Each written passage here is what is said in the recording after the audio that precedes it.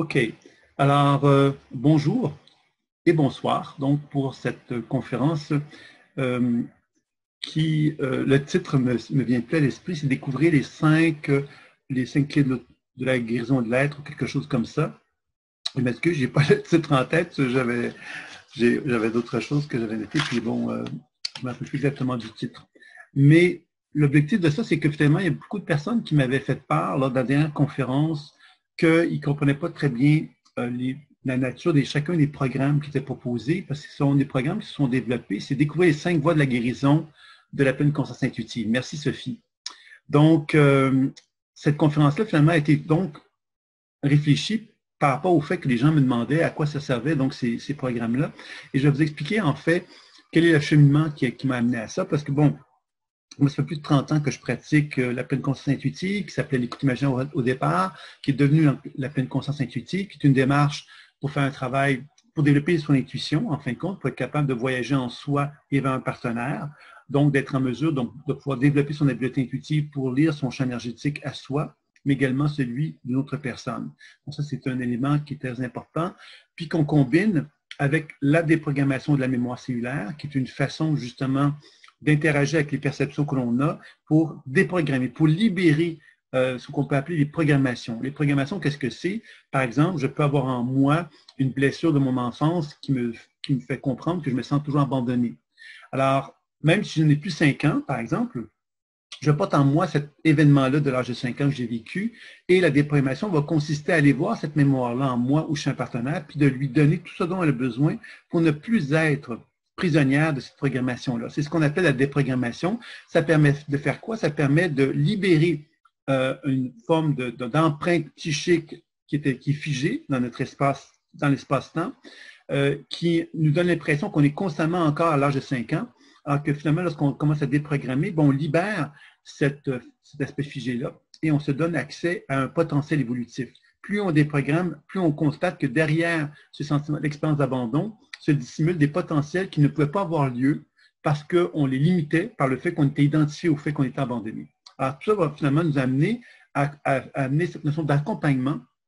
L'accompagnement, c'est que moi, je m'accompagne pour comprendre qui je suis ou comprendre un partenaire, pour déprogrammer ce que je suis ou déprogrammer un partenaire pour permettre justement l'expansion, la libération de l'expression de qui je suis réellement, et ensuite les techniques de soins qui permettent donc de favoriser une circulation énergétique. C'est ces 3 volets-là qui vont faire qu'il y a vraiment une démarche réelle pour moi de guérison de l'être qui va en résulter. Parce que la connaissance est une chose, la déprogrammation en est une autre et les soins en est une autre. Donc les 3 combinés ensemble font qu'on est capable de développer vraiment une compréhension plus grande de soi, de déprogrammer tout ce qui est limité, qui est figé, qui est en soi, et les techniques de soins, de rétablir les flux énergétiques. Donc, les 3 techniques ensemble vont compléter vraiment, c'est un arsenal, je dirais, très, très efficace pour parvenir à des résultats très intéressants, tant sur soi-même, parce que ça fait quand même plus de 30 ans que je pratique, ça fait donc plusieurs années que je pratique sur moi aussi, mais j'enseigne à beaucoup de monde de pratiquer sur eux-mêmes, et on a vu plein de choses qui se sont produites à travers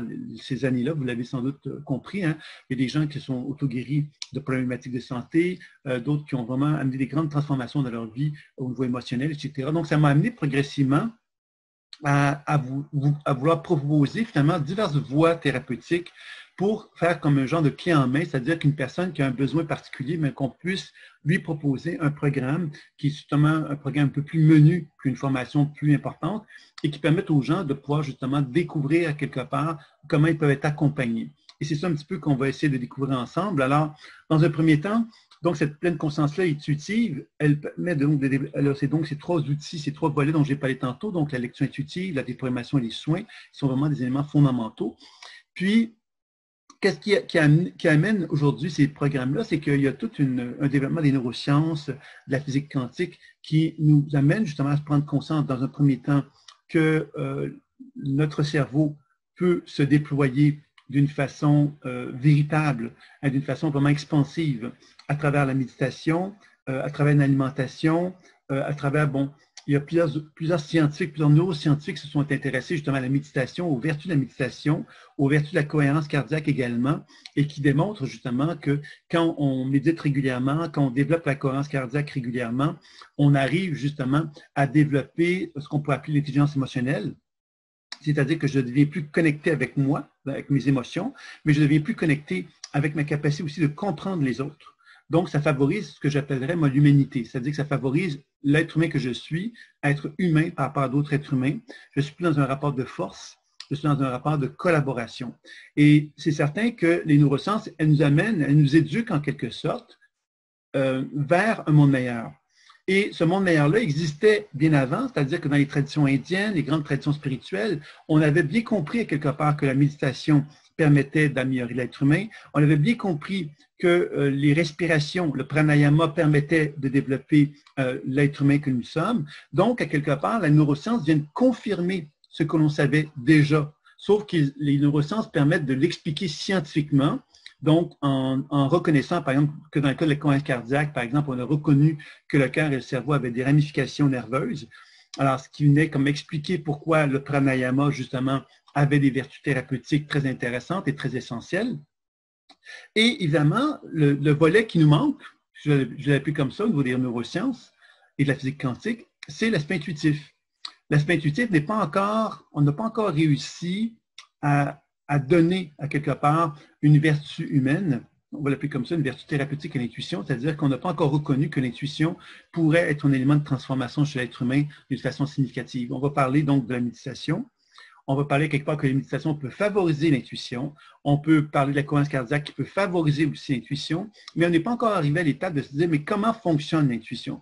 Puis moi, c'est un domaine, ça fait 30 ans que c'est un domaine qui m'intéresse, de comprendre comment enseigner, parce que finalement, l'intuition, c'est quelque chose que beaucoup de gens vont dire qu'ils ont et qu'ils possèdent, mais beaucoup de gens ne vont pas savoir comment développer cette habileté-là parce qu'on ne la comprend pas très bien.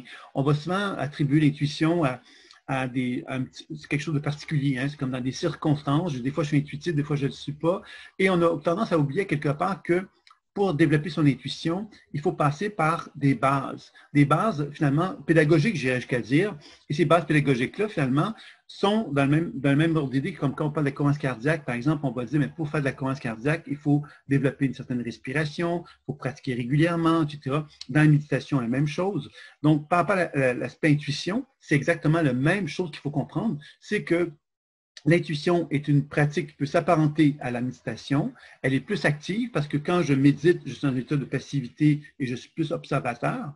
Et quand je suis dans une pratique de la pleine conscience intuitive, je suis dans un état d'intériorisation, mais je suis dans un état où je voyage à l'intérieur de mon corps. Et ce voyage-là me permet d'élargir mon champ de conscience et de me rendre compte que dans ce champ de conscience-là que j'élargis, bien évidemment, je peux capter des images, des sensations, des mots qui sont en moi, mais qui vont me faire découvrir que je peux accéder donc à la santé physique. Je peux aller voir mes organes, mes systèmes dans mon corps. Je peux aller chercher de l'information dessus en effectuant des lectures avec eux, des communications avec mes organes et mes systèmes. Je peux travailler sur les chakras, sur l'énergie vitale. Je peux travailler sur les mémoires associées à mon histoire personnelle, les mémoires d'autres vies, les mémoires familiales. Je peux élargir mon champ de conscience pour accéder justement à quelque chose qui dépasse l'histoire humaine et qui me permet de me relier davantage à l'âme et au guide, à une collaboration qui va me sortir justement de cet univers-là. Donc, vous voyez que toute cette expérience-là, quelque part, de l'intuition, c'est quelque chose qui est encore très méconnu parce qu'on a toujours tendance à quelque part à ramener l'intuition à la notion de don ou, encore une fois, à quelque chose qui nous ramène à des gens qui ont eu des accidents particuliers, qui ont vécu des choses particulières. Comme ça, quelque part, tous et chacun, nous ne pouvions pas développer l'intuition. Alors que moi, je suis convaincu, comme je disais, ça fait 15-20 ans que j'enseigne et je n'ai jamais rencontré des gens avec lesquels on ne pouvait pas arriver à développer leur intuition, sauf que des gens qui ont plus de facilité que d'autres et des gens qui ont des blocages émotionnels qu'il faut qu'ils règlent avant d'aborder ça. Pourquoi? Parce que justement, l'être humain que l'on est, pour développer une intuition, qu'est-ce qu'on doit faire dans un premier temps? C'est de reconnaître qu'on est une antenne. Cette antenne-là, évidemment, c'est que les deux pieds sont ici, la tête est ici. Et cette antenne-là, les deux pieds touchent le sol, la tête va vers le ciel. Et c'est ça qu'il faut comprendre, c'est que moi, en tant qu'être humain, je ne suis pas fait de chair et d'os seulement. Je suis un être humain qui a les deux pieds sur le sol. Et quand je me retrouve les deux pieds sur le sol, qu'est-ce que je découvre? Je découvre que la planète Terre, elle produit un champ électromagnétique. Et ce champ électromagnétique, là, à mon insu, il se propage dans mon corps. Et ça, c'est quelque chose que les chamans avaient bien compris très, très, très longtemps. Sauf qu'il a fallu que la science parvienne à démontrer que la planète Terre produisait un champ, le champ Schumann, qui a une certaine fréquence, qui est en train d'augmenter présentement actuellement.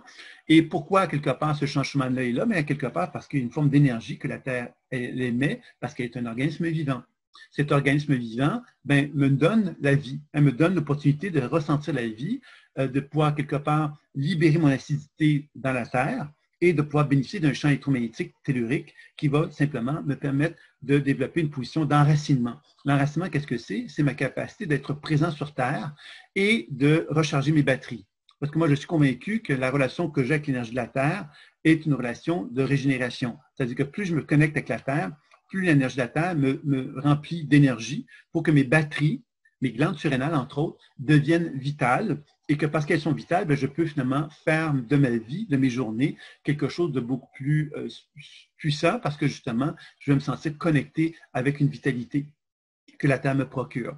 Donc, vous comprendrez donc que la pleine conscience intuitive, la base de l'enseignement, c'est là que ça commence. C'est la pratique de l'enracinement. Et vous avez un module 1 qui est gratuit en passant, qui vous donne accès donc à l'expérimentation de l'enracinement. Donc, si vous avez envie de l'expérimenter gratuitement, vous pouvez le faire parce que quelque part, c'est là. Donc, il n'y a pas de raison pour vous de ne pas l'essayer.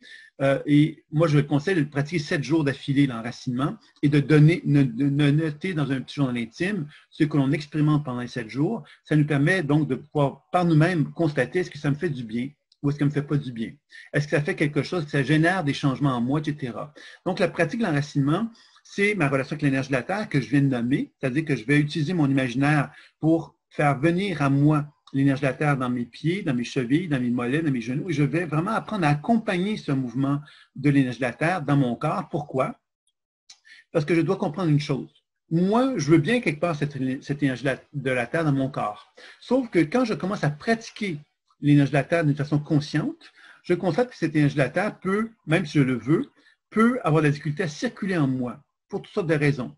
C'est pour ça justement que je vais accompagner le mouvement de l'énergie de la Terre pour m'assurer que cette énergie de la Terre va pouvoir se propager de plus en plus librement dans mon corps. Et c'est comme ça que je vais parvenir à constater effectivement que cette pratique-là peut m'apporter un bien-être dans ma relation avec le sol, dans ma relation avec mes jambes, avec mon bassin, avec mon ventre, avec mon plexus solaire, avec mon cœur. Je vais me sentir plus solide, plus assis, plus connecté avec la dimension terrestre. Et dans ces conditions-là, je vais pouvoir ensuite me rendre réceptif à l'énergie du ciel, qui est une énergie provenant des planètes, des étoiles, mais aussi du soleil. Il y a le physicien Pop, que je vous en parle souvent pour ceux qui sont habitués à m'écouter, mais je pense que c'est important d'en parler parce qu'on n'en parle pas beaucoup de cette recherche-là. Ce monsieur, justement, qui a découvert, qui a démontré que le soleil émettait de la lumière et que les cellules du corps absorbaient et rémettaient cette lumière-là. Ça veut donc dire que lui, quand je dis qu'il a démontré ça, c'est pas une théorie, là. Il a développé un appareil qui mesure cette capacité que le corps a d'absorber et de rémettre de la lumière. Donc, c'est vraiment ce qu'on appelle l'aura qu'il a découvert, ce physicien-là. D'ailleurs, il avait même été à un congrès en Suisse à une certaine époque pour faire une conférence en disant « J'ai découvert l'aura ». Parce que justement, en fait, il faisait une boutade, parce que bien sûr que les guérisseurs qui étaient présents à ce congrès-là savaient bien ce qu'était l'aura. Mais lui, finalement, quand il disait que j'ai découvert l'aura, c'est que ce qu'il voulait dire, c'est que j'ai la preuve scientifique que l'aura, dont on parle depuis très longtemps, existe véritablement. Et qu'est-ce que c'est que l'aura? C'est un champ énergétique qui est émis par nos cellules. Alors, ça nous amène à quoi? Mais ça nous amène à comprendre justement que la pleine conscience intuitive, lorsqu'on commence à observer un champ énergétique d'une personne, ou même le nôtre, on est en train de parler non pas de quelque chose d'ésotérique. On n'est pas en train de parler d'un champ énergétique qui est déconnecté du corps physique, puis que finalement, il y a un corps débalancé de ton corps énergétique, mais ton corps physique est en santé, mais ton champ énergétique est débalancé. Non, ça ne marche pas comme ça. C'est étroitement relié. Si les cellules de mon corps ont des perturbations dans leur capacité de bioluminescence, donc de rayonnement de la lumière. Ça veut donc dire justement que cette perturbation dans le rayonnement de la lumière va perturber mon champ énergétique, mais donc mon champ énergétique va être le reflet de cette perturbation-là. Alors, ça nous ramène à comprendre c'est quoi la maladie. Puis ça nous ramène peut-être à réfléchir également à ce qui se passe actuellement avec le fameux virus. C'est quelle est l'origine, quelle est la cause d'une problématique. On pourrait dire, la cause, c'est telle chose. C'est un organe. Je suis malchanceux, ce matin, je me suis levé, puis une maladie m'est tombée dessus. J'avais une fenêtre ouverte, là, puis la fenêtre, il y a quelque chose qui a passé par la fenêtre, puis finalement, la maladie m'est tombée dessus. Je suis vraiment malchanceux. Alors, voyez un peu dans l'énergie dans laquelle je vous place, c'est une énergie à quelque part qui s'apparente quand même à l'idée du virus. Cette espèce d'impression que quelque chose qui est dans l'air qui pourrait prendre possession de nous et qui pourrait nous rendre malades. Et ça, c'est toute une vision, justement, qui nous amène à quelque part au sentiment, quelque part, que moi, en tant qu'être humain, en tant que corps humain, en tant qu'être intelligent, je n'ai pas le pouvoir sur ça.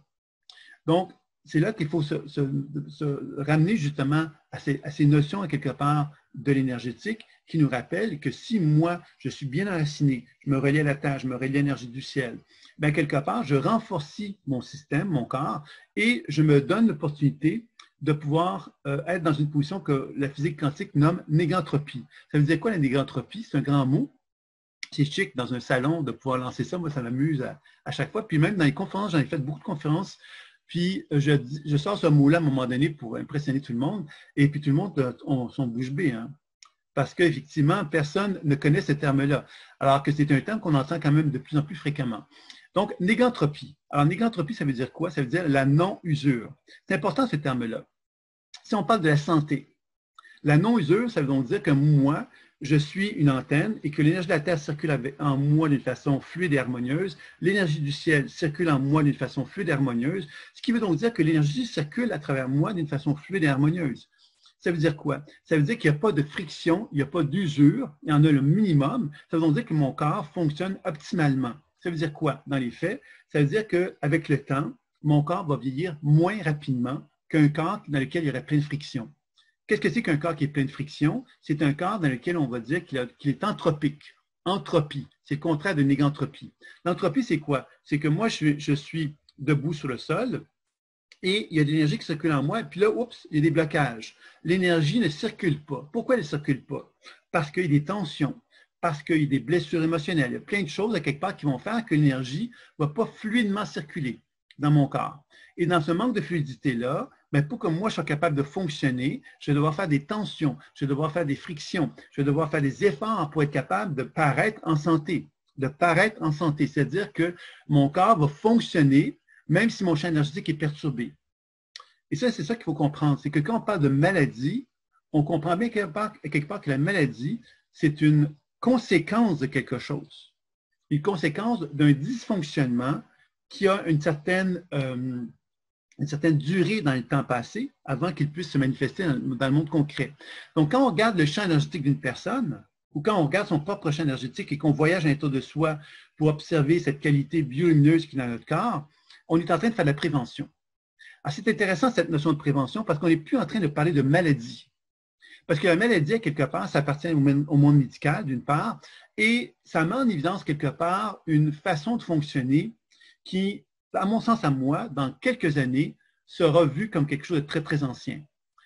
Il y a un courant aux États-Unis, par exemple, qui s'appelle la médecine fonctionnelle, qui est en train de justement faire valoir cette idée que ce sont tous des médecins, et il propose justement de dire, bien, arrêtons de regarder la maladie, commençons à regarder le fonctionnement biologique du corps humain, commençons à regarder les dysfonctionnements qui peuvent exister dans le corps humain et commençons à les soigner. Ça veut dire quoi? Avant même qu'une personne soit malade, ou avant même qu'on puisse,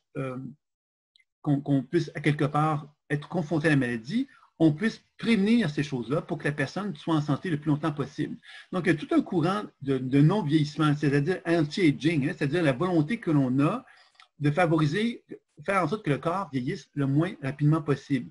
La notion de la physique quantique nous amène aussi cette réflexion-là parce qu'elle nous fait comprendre aussi que moi, j'ai un certain âge, mon corps a un certain âge. C'est-à-dire que moi, je peux avoir 58 ans, par exemple, en tant qu'âge physique, sauf que mon corps peut avoir 35 ans ou il peut avoir 90 ans. OK? Alors ça, c'est un terme de la physique quantique qu'on reconnaît les appareillages de médecine quantique, qui est intéressant parce qu'évidemment, dans le processus intuitif, on peut arriver aussi à déduire quelque chose comme ça.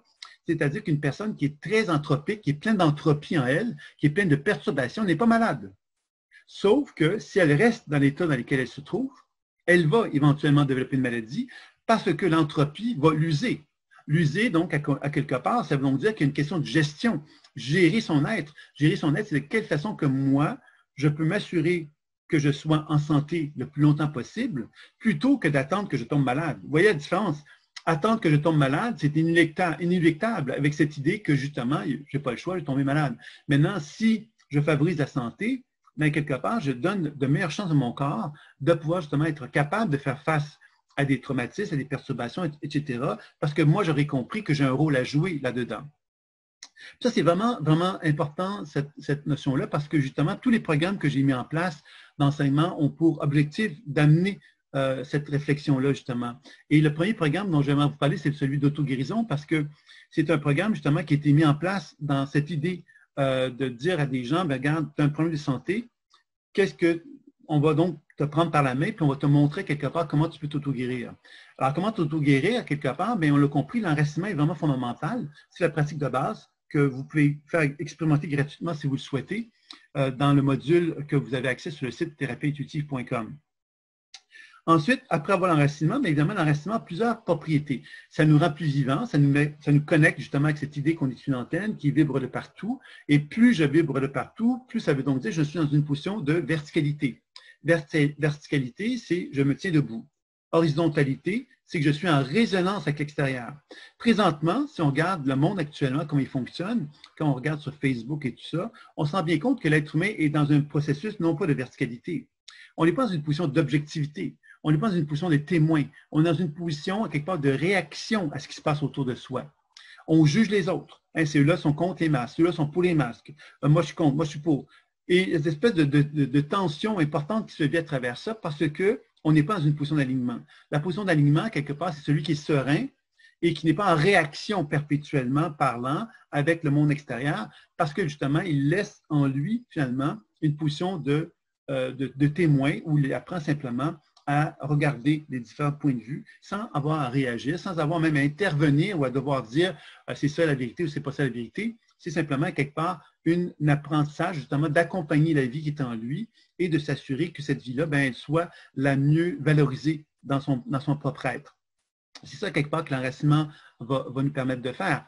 Puis par la suite, bien évidemment, la pratique de l'enracinement nous permet de développer un soleil rayonnant lumineux dans notre cœur, c'est-à-dire la réunion de la terre et du ciel, vont faire qu'un cœur va prendre forme ici. Et ce cœur-là, à quoi il va servir? Bien, il va servir justement à me permettre de pouvoir justement déplacer cette conscience lumineuse qui est dans mon cœur vers une région de mon corps sur laquelle je souhaite faire un soin. Évidemment, si je voulais faire sur quelqu'un d'autre, ce serait un peu la même chose. Mais si je veux le faire sur un soin sur moi, bien, je vais travailler sur un organe. Donc, je vais amener de la lumière dans l'organe en question et je vais commencer à voir, entendre et ressentir qu'est-ce que je perçois de cette région-là de mon corps. Et c'est là que la déprogrammation et les soins vont me permettre donc d'arriver à comprendre d'une part la problématique qui existe dans mon corps. La comprendre, c'est donc de la conscientiser, c'est-à-dire que mon corps va me parler plutôt que moi, je vais dire « Ah, ben, j'ai vu dans un livre que le foie, ça voulait dire la colère. » Ça, c'est la réflexion intellectuelle qui nous éloigne finalement de notre ressenti. L'intuition, c'est pas ça, là. L'intuition, c'est prendre le temps de descendre dans notre corps et d'aller écouter l'organe en question. L'organe en question va peut-être nous dire des choses qui ne sont pas agréables, qui vont peut-être bouleverser nos croyances, qui vont bouleverser notre façon de voir les choses.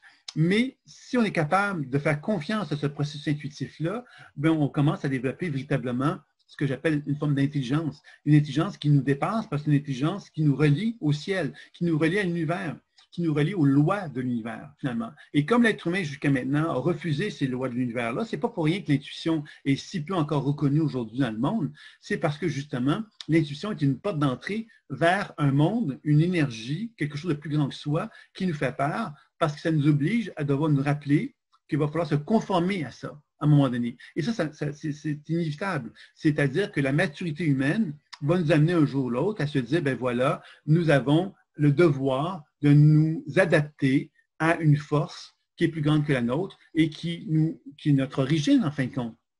Cette force-là, qu'est-ce qu'elle nous veut de nous? Elle veut nous voir évoluer, elle veut nous voir progresser, elle veut nous voir cheminer. Et que dans ces conditions-là, le travail que l'on effectue dans un contexte d'auto-guérison, ben, va nous aider à faire quoi? Bien, va nous aider justement à permettre à notre fonctionnement énergétique et physique de pouvoir justement être en mesure de faire en sorte que l'énergie puisse circuler de façon plus fluide et plus harmonieuse dans notre corps, permettant de préserver la santé. Donc, il y a des techniques qu'on va explorer à travers cet enseignement-là qui vont nous amener donc à comprendre qu'on peut faire du transfert d'énergie, on peut faire de la chirurgie, on peut faire de la miniaturisation, on peut faire un soin sur les chakras.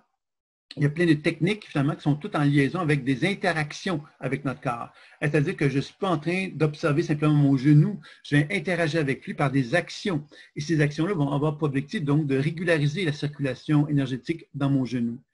Puis évidemment, il y a donc dans les programmes, comment ils ont été conçus, c'est que je me suis dit, un enseignement en ligne, c'est super. Les gens apprennent à faire des enseignements en ligne, c'est super. Maintenant, de quelle façon que je peux les accompagner? Alors donc, il était proposé des webinaires dans lesquels les gens, je vais prendre le temps de faire 2 webinaires par mois, par exemple, dans lesquels je réponds à toutes les questions d'ordre pratique, c'est-à-dire comment la technique fonctionne, comment les difficultés que les gens ont pu rencontrer, mais aussi, je vais prendre le temps de regarder avec les gens de quelle façon que je peux les accompagner dans leur démarche thérapeutique, c'est-à-dire de quelle façon que je peux les assister pour qu'eux puissent arriver justement à trouver un plus grand équilibre à l'intérieur de leur problématique de santé. Donc, d'une part, ils apprennent à faire un travail de pleine conscience intuitive pour se soigner, devenir plus conscient de ce qui se passe, etc. Mais d'autre part, il y a un accompagnement qui est fait lors de ces webinaires-là qui permettent à ces gens-là de se sentir accompagnés dans leur problématique de santé. Et puis, évidemment, en plus de ça, il y a des gens qui peuvent aussi prendre des consultations. Les consultations à des prix qui sont vraiment qui sont intéressants, qui leur viennent moins cher et qu'ils peuvent faire une fois par mois. Donc, ça leur permet aussi donc, de bénéficier de consultations individuelles dans lesquelles on détermine l'objectif de début au départ de la forme du programme, quel est l'objectif que la personne se fixe. Puis après ça, bien évidemment, tout au long du cheminement, bien, je vais les accompagner pour voir de quelle façon que je peux les aider à augmenter leur situation de santé par rapport à l'objectif qui s'était fixé concernant une problématique qu'ils pouvaient avoir. Donc, vous voyez, c'est un programme qui était vraiment conçu pour aider les gens à partir d'une case départ, donc à partir d'une case où ils ne se sentent pas bien, qu'ils ont une problématique X, Y, Z, et les accompagner jusqu'à la fin pour qu'ils puissent arriver justement à développer donc ce que j'appelle une genre de routine, une routine dans laquelle ils apprennent à développer la pleine conscience intuitive, la déprogramation et les soins pour augmenter leur potentiel énergétique, pour finalement ne plus favoriser le vieillissement, mais au contraire justement se rapprocher d'une négantropie. Et que cette négantropie-là, ben, va les aider justement à retrouver la santé. C'est quelque chose qu'on a vu dans le passé. J'ai eu plusieurs étudiants qui ont pu effectivement renverser des situations problématiques en effectuant des pratiques comme celle-là. Et évidemment, à partir du moment qu'ils les ont acquises, ben, ils les ont à vie, donc ils peuvent y revenir selon le besoin. Il y a un autre volet également dans cet enseignement-là qui touche l'alimentation intuitive et l'évaluation des remèdes. Pourquoi? Parce que j'ai trouvé ça intéressant de constater évidemment que le corps humain se nourrit d'aliments, puis qu'évidemment, quelquefois, on est confronté à prendre des médicaments. Je me suis dit de quelle façon qu'on pouvait justement accompagner les gens pour qu'on puisse apprendre justement à s'accompagner dans une démarche de guérison et d'évaluer quels sont les remèdes qui sont bons pour nous, quels sont qui sont moins bons, et ainsi de suite, pour justement encore là, pas être dans une position de passivité ou une position d'irresponsabilité face à ce qu'on mange et face à ce qu'on prend comme médication, mais qu'au contraire, qu'on apprenne à accompagner le processus à ce niveau-là. Donc, vous voyez, c'est un peu le programme d'auto-guérison qui a donc été conçu vraiment pour arriver à des résultats. C'est une recette, je pense, qui est très intéressante et qui se fait à peu près à travers 6 mois d'enseignement. Alors ça, c'est un des programmes qui a été conçu, qui donc travaille vraiment sur l'aspect santé physique et énergétique. Alors, on ne peut pas être malade pour suivre une formation comme celle-là. On a besoin surtout de se dire, bien, moi, j'ai envie de développer une prévention de ma santé, de m'assurer quelque part que ma santé est optimale. Et c'est ça un peu qui est l'objectif de ce programme-là. Est-ce qu'il y a quelqu'un qui aimerait ça que je fasse une petite expérimentation par rapport à ça, un genre de petit exemple d'une problématique de santé? Si vous avez le goût de ça, je pourrais vous faire une démonstration. Si quelqu'un se présente, évidemment, et me manifeste son désir que je fasse cette démonstration. Il suffit de le faire sur le chat.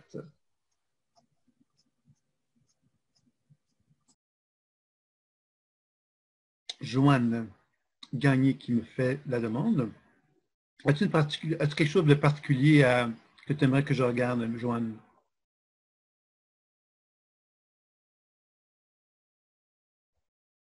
Ah, j'ai vu Joanne. Il y a Durand qui voudrait passer. Est-ce que tu voudrais prendre le micro, Durand, c'est ça? Ou c'est parce que tu avais un intérêt de. Ou là, Ange pour Joanne. Je m'excuse, Durand, donc je pourrais revenir vers toi dans une deuxième temps, si ça te convient. Ça te va? À moins que tu veux parler? Tu veux nous parler ou pas? Oui? Je vais donner le micro, vas-y.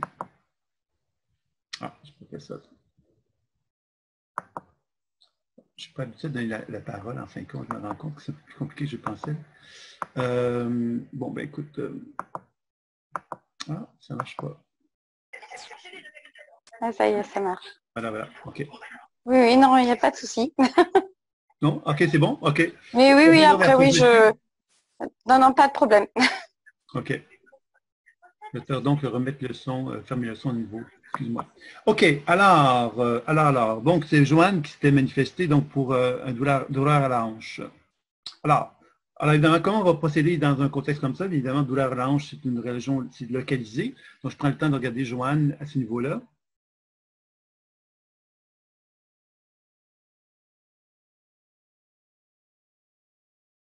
Ça, Joanne, la première chose que moi je te dirais, et là, évidemment, c'est des choses à explorer. Hein. Moi, je lance des informations comme ça, mais il va falloir que tu les explores, puis tu les approfondisses peut-être.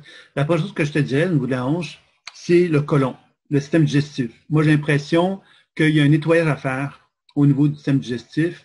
Ce que je sens, c'est comme congestionné dans cette région-là, et congestionné dans le sens d'une surcharge. Alors, pour moi, je ne sais pas si tu vas nécessairement régulièrement à la selle, mais ce serait quand même intéressant de porter l'attention vers par exemple, faire un genre de diète spéciale, peut-être que tu pourrais aller chercher comme information auprès d'un spécialiste, là, mais une diète spéciale ou un mini-jeûne ou des jeûnes intermittents, de chercher justement à être attentif à ça parce que moi, je sens que c'est là que ça se passe pour toi.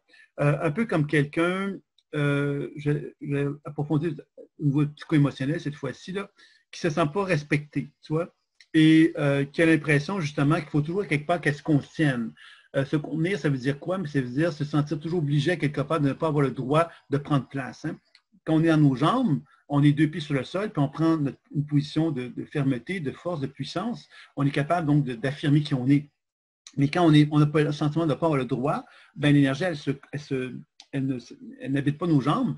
Puis effectivement, elle peut progressivement se congestionner. Puis cette congestion-là ben, peut entraîner donc à ce moment-là un dysfonctionnement au niveau de la région du bassin des hanches. Et c'est ça un petit peu que je perçois de ça chez toi. Je ne sais pas si tu as des commentaires que tu peux me donner par rapport à ça, Joanne, pour qu'on me fasse un petit suivi à ce sujet-là.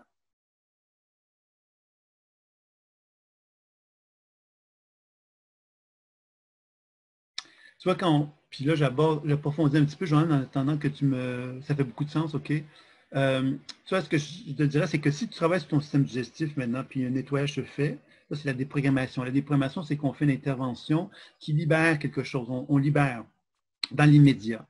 Et quand on libère dans l'immédiat, qu'est-ce que ça fait? C'est que ça peut générer quelque part, ça met en évidence quelque part une énergie qui n'était pas accessible, qui devient accessible. Et l'énergie qui devient accessible pour toi, c'est de la colère. Je vous déteste. Tu vois, je vous déteste. Ça veut donc dire quelque part que pour toi, il y a quelque chose à regarder au niveau de la gestion des émotions. Euh, Quand on est quelqu'un qui est super, en apparence, je dirais, hein, qui est super cool, qui est super gentil, qui est compréhensif, etc., mais qu'au fond d'elle, elle est pleine de frustration, bien, il faut comprendre que cette frustration, elle peut nous empêcher l'énergie ne circule pas librement parce qu'on se crispe, on empêche cette émotion de monter à notre conscience. Et là, j'ai l'impression que c'est ça un petit peu qui se passe avec toi, Joanne. Si un travail qui se fait, ça serait intéressant pour toi d'être attentif à cette colère-là, qui n'est pas négative du tout. Ce qui est négatif, c'est par exemple de dire, par exemple, de commencer à dire des bêtises à toutes les personnes qui sont autour de soi parce qu'on est en colère contre le monde entier. Ça, c'est peut-être moins positif parce que finalement, ça va entraîner quoi? Ça va entraîner des conflits.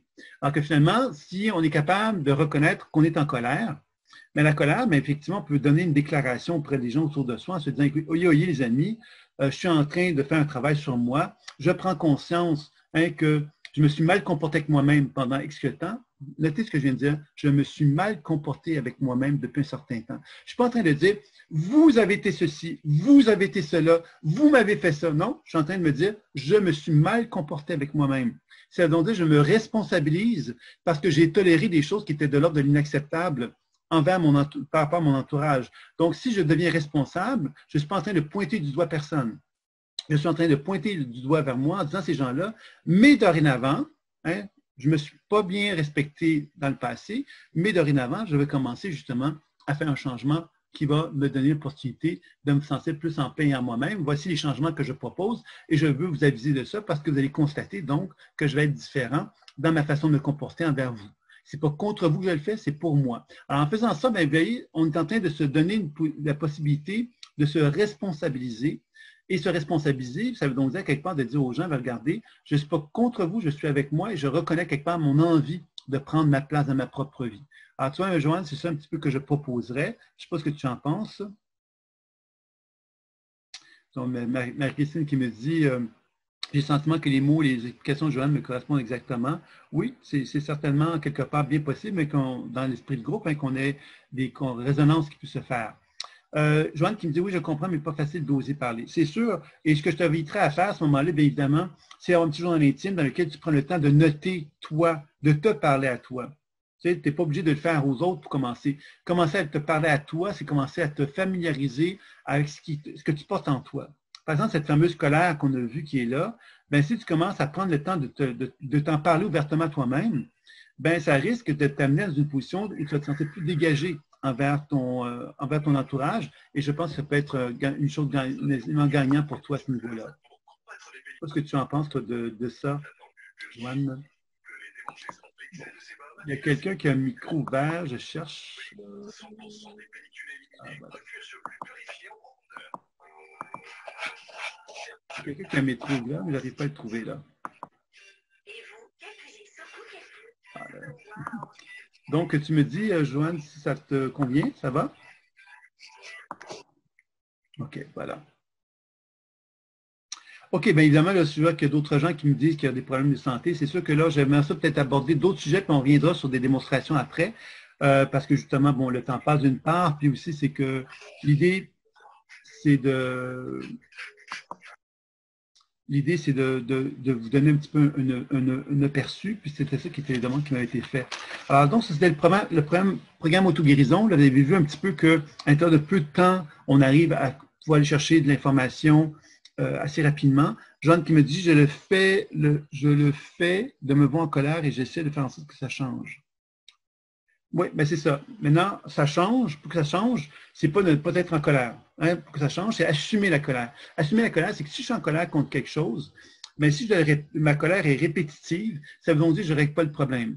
Régler son problème, c'est de reconnaître qu'on a une colère et de faire en sorte que cette colère-là, quelque part, on fasse en sorte d'être respecté dans la colère qu'on a. Par exemple, si je me sens quelque part pas respecté par des gens, ben finalement, je peux être en colère contre eux.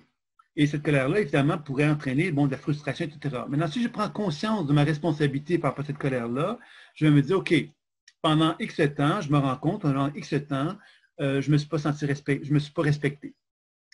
Maintenant, dorénavant, je vais me respecter. Donc, je ne suis pas en train, encore une fois, de pointer du doigt quelqu'un. Je suis en train simplement de prendre conscience que je suis responsable du fait que je ne me sois pas respecté et que dorénavant, j'ai envie que les gens me respectent. Et c'est là, quelque part, que je redeviens conscient d'une forme de responsabilité que je me donne. Et cette responsabilité me rappelle justement que je suis en train de me choisir par des nouveaux comportements et je suis en train donc de changer ma façon d'être avec ces personnes-là. Donc, la notion de respect va être mise de l'avant, puis ça risque d'amener des changements intéressants. Mais c'est sûr que ce n'est pas une voie facile que d'entreprendre une démarche comme celle-là, mais c'est avec le temps qu'on le fait. Et c'est certain que le changement énergétique de ma relation avec mon énergie va amener des transformations intéressantes aussi. C'est pour ça que, justement, quand on dit j'arrive pas à voir comment je pourrais changer, bien, la première chose, je dirais, c'est comment ça a changé ta relation avec toi. Et c'est là que la pleine conscience intuitive devient intéressante parce que moi, je peux toujours dire, bien, j'ai beau essayer plein de choses, j'arrive pas à rien faire. Oui, mais est-ce que tu as essayé quelque chose dans lequel tu es en interaction avec toi-même? Est-ce que tu as fermé les yeux un instant? Est-ce que tu as commencé à poser ton regard sur toi et à te dire, bien, tiens, je pourrais avoir un regard différent sur moi. Je pourrais interagir avec moi différemment. Je pourrais être plus en harmonie, plus en état de paix avec moi. Juste faire ça, c'est déjà un gros changement que ça peut en générer, qui peut être très positif et très intéressant. Il y a donc Avila qui me dit douleur chronique suite à opération. Comment réagir avec sa famille par rapport à ça? Ben là, évidemment, c'est une question quelque part qui touche encore une fois l'aspect santé, puis ça nécessiterait évidemment qu'on revienne, hein, qu'on revienne sur le thème tout à l'heure. Je reviendrai peut-être avec cette question-là, si tu veux bien, son avis-là, pour y voir un peu plus clair à ce sujet-là un peu plus tard. Donc, le deuxième programme que j'avais peut-être envie de présenter, puisqu'évidemment, c'était, bon, on va rester dans le milieu de la santé, il y a également un programme qui s'appelle Soins de la spirale évolutive des chakras. C'est une démarche, à quelque part, qui a été conçue plus récemment, ce programme-là. Pourquoi il a été proposé? Bien parce que, justement, il y a tout un livre que je suis en train d'écrire sur une typologie sur les chakras. Et un livre sur la typologie des chakras, c'est un livre qui permet justement de pouvoir poser 3 regards sur avec la pleine conscience intuitive par rapport aux chakras. Il y a un regard énergétique, on apprend donc à faire des techniques d'interaction avec les chakras pour apprendre justement à favoriser une circulation énergétique plus harmonieuse. Donc ça, c'est vraiment toucher l'aspect de la négantropie dont je vous avais parlé tout à l'heure. Puis, l'autre aspect qui est intéressant, c'est évidemment l'aspect psycho-émotionnel, donc de travailler justement sur ce que moi j'appelle des sous-personnalités psycho-énergétiques. C'est quoi? C'est-à-dire que dans les chakras, on pourrait dire qu'on a 7 chakras, on pourrait dire qu'on a 7 familles d'âmes. Tous les êtres humains, nous sommes tous habités par 7 grandes familles d'âmes. Ces 7 grandes familles d'âmes-là, on est tous appelés par l'une ou l'autre de ces familles-là d'une façon plus importante. Hein, par exemple, moi, je pourrais être très bâtisseur. Le bâtisseur, c'est celui qui est dans la matière, qui est dans le concret, qui cherche à être en harmonie avec la nature parce que pour lui, la nature est bien faite, puis un souhait, puis un désir de reproduire la vie en accord avec cette nature-là, puis cet équilibre-là. Maintenant, le bâtisseur, bien évidemment, malgré, ça c'est l'expression équilibrée que je viens de vous nommer, malheureusement dans la vie, il se trouve que quelquefois, on peut avoir des perturbations à l'intérieur de soi. Ces perturbations sont reliées à des blessures émotionnelles de l'enfance. Souvent, par exemple, le bâtisseur peut expérimenter l'abandon. Et lorsqu'il expérimente l'abandon, ben, quelque part, il va s'éloigner de cette volonté qu'il a d'être en équilibre et en harmonie avec la nature. Quand on regarde d'une façon collective l'humanité entière, on comprend bien quelque part que l'humanité, d'une façon collective, a abandonné le bâtisseur, a été blessé dans l'expérience d'abandon, on s'est senti abandonné par Dieu, entre guillemets. Et cette expérience d'abandon qu'on a vécue en tant qu'humanité a fait qu'on s'est éloigné du respect de la nature. On s'est éloigné du respect de la vie et on a eu l'impression, quelque part, que le seul moyen pour nous d'exister, c'était, par exemple, d'exploiter les ressources de la planète Terre. Alors, vous voyez que dans ce sens-là, évidemment, toute cette notion des sous-personnalités psycho-énergétiques que j'ai développées, c'est étroitement relié à mes observations intuitives, puis évidemment aux différents états énergétiques qui sont associés au chakra. Il y a l'équilibre, le désalignement, l'hyperactivité, l'hypoactivité, l'hyperactivité surchargée, l'hypoactivité surchargée et l'épuisement. Donc, tantôt, je vous ai parlé que la santé, c'est quelque chose qui est dans un processus où on peut apprendre, nous, à prévenir la santé en étant attentif aux différents déséquilibres qui sont en soi pour chercher à être constamment en train de vivre une forme d'harmonie avec nous-mêmes. Plus je suis en harmonie avec moi, moins je suis en déséquilibre, plus je favorise la négantropie dont je vous ai parlé tout à l'heure. Et c'est ça un petit peu qu'on va chercher à faire. D'un point de vue énergétique, on va faire des exercices pour équilibrer l'énergie de nos chakras, pour qu'on soit capable de vraiment faire en sorte que l'énergie circule le plus harmonieusement possible. Et on va travailler sur l'aspect psycho-émotionnel pour permettre justement aux mémoires qui sont associées à notre histoire de vie, puis à d'autres vies, etc., de permettre justement à ce qu'il y ait une plus grande souplesse dans les chakras, moins d'inhibition, moins de perturbations. Et ensuite, il y a une autre volet qui va être sur l'aspect spirituel qui va être vu également, qui va nous permettre donc de porter attention sur les chakras dans un contexte de quelle façon que je peux arriver à développer une relation avec ma dimension spirituelle en accord avec les 7 chakras.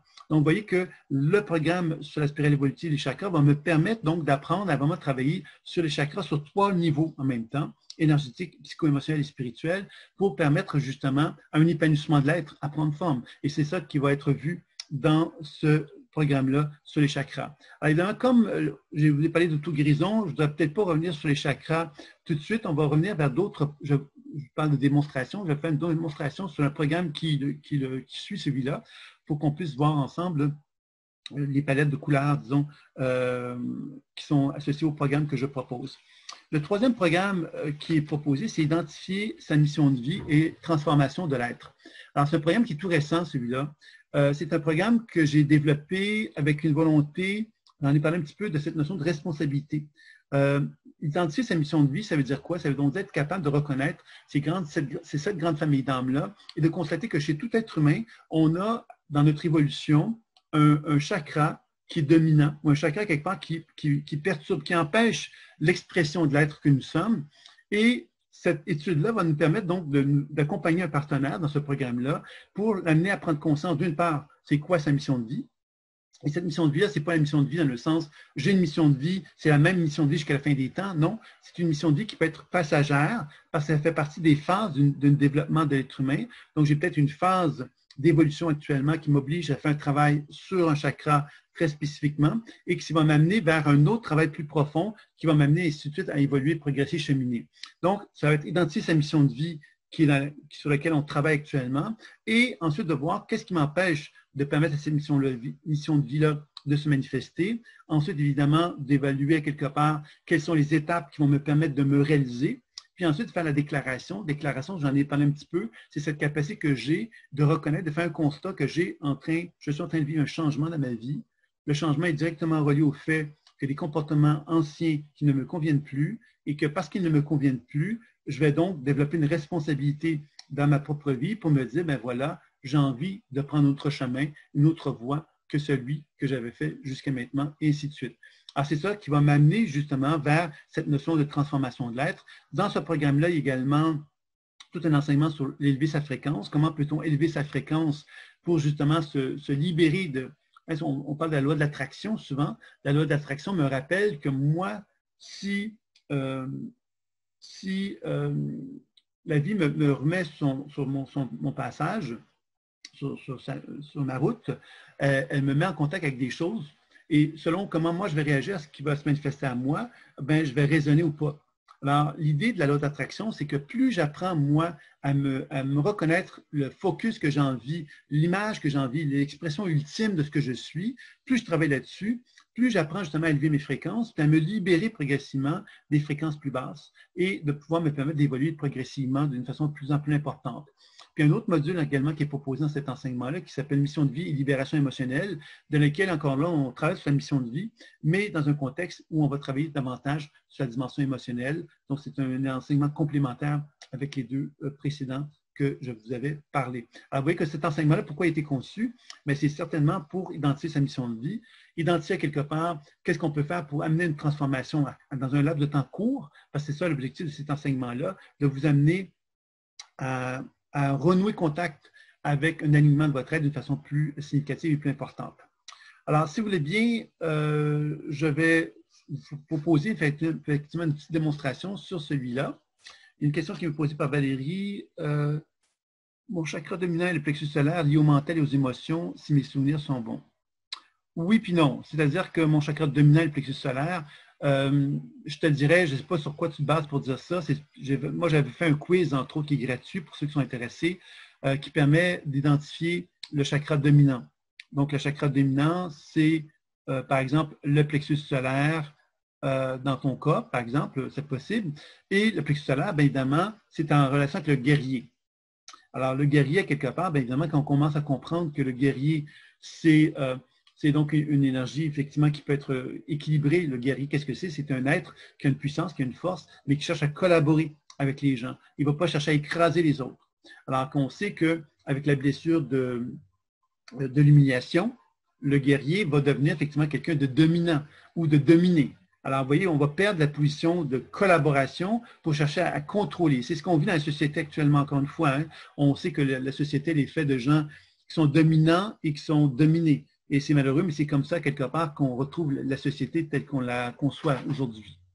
Il y a donc Durand qui a levé sa main. C'était la première personne que j'ai vue.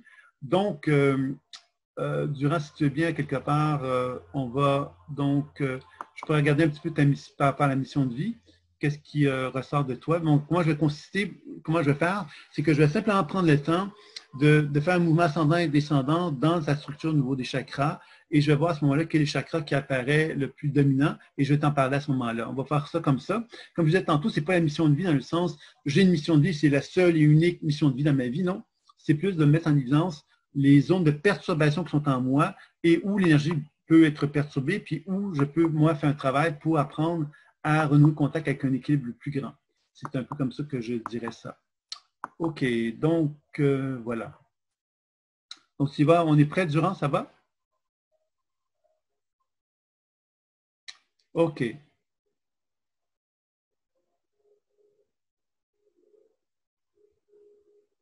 Ça, ce qui ressort dans l'apprentissage que tu as à faire, Durand, par rapport à ça, c'est au niveau de la région du ventre. Le ventre, c'est le chakra sacré, c'est le communicateur.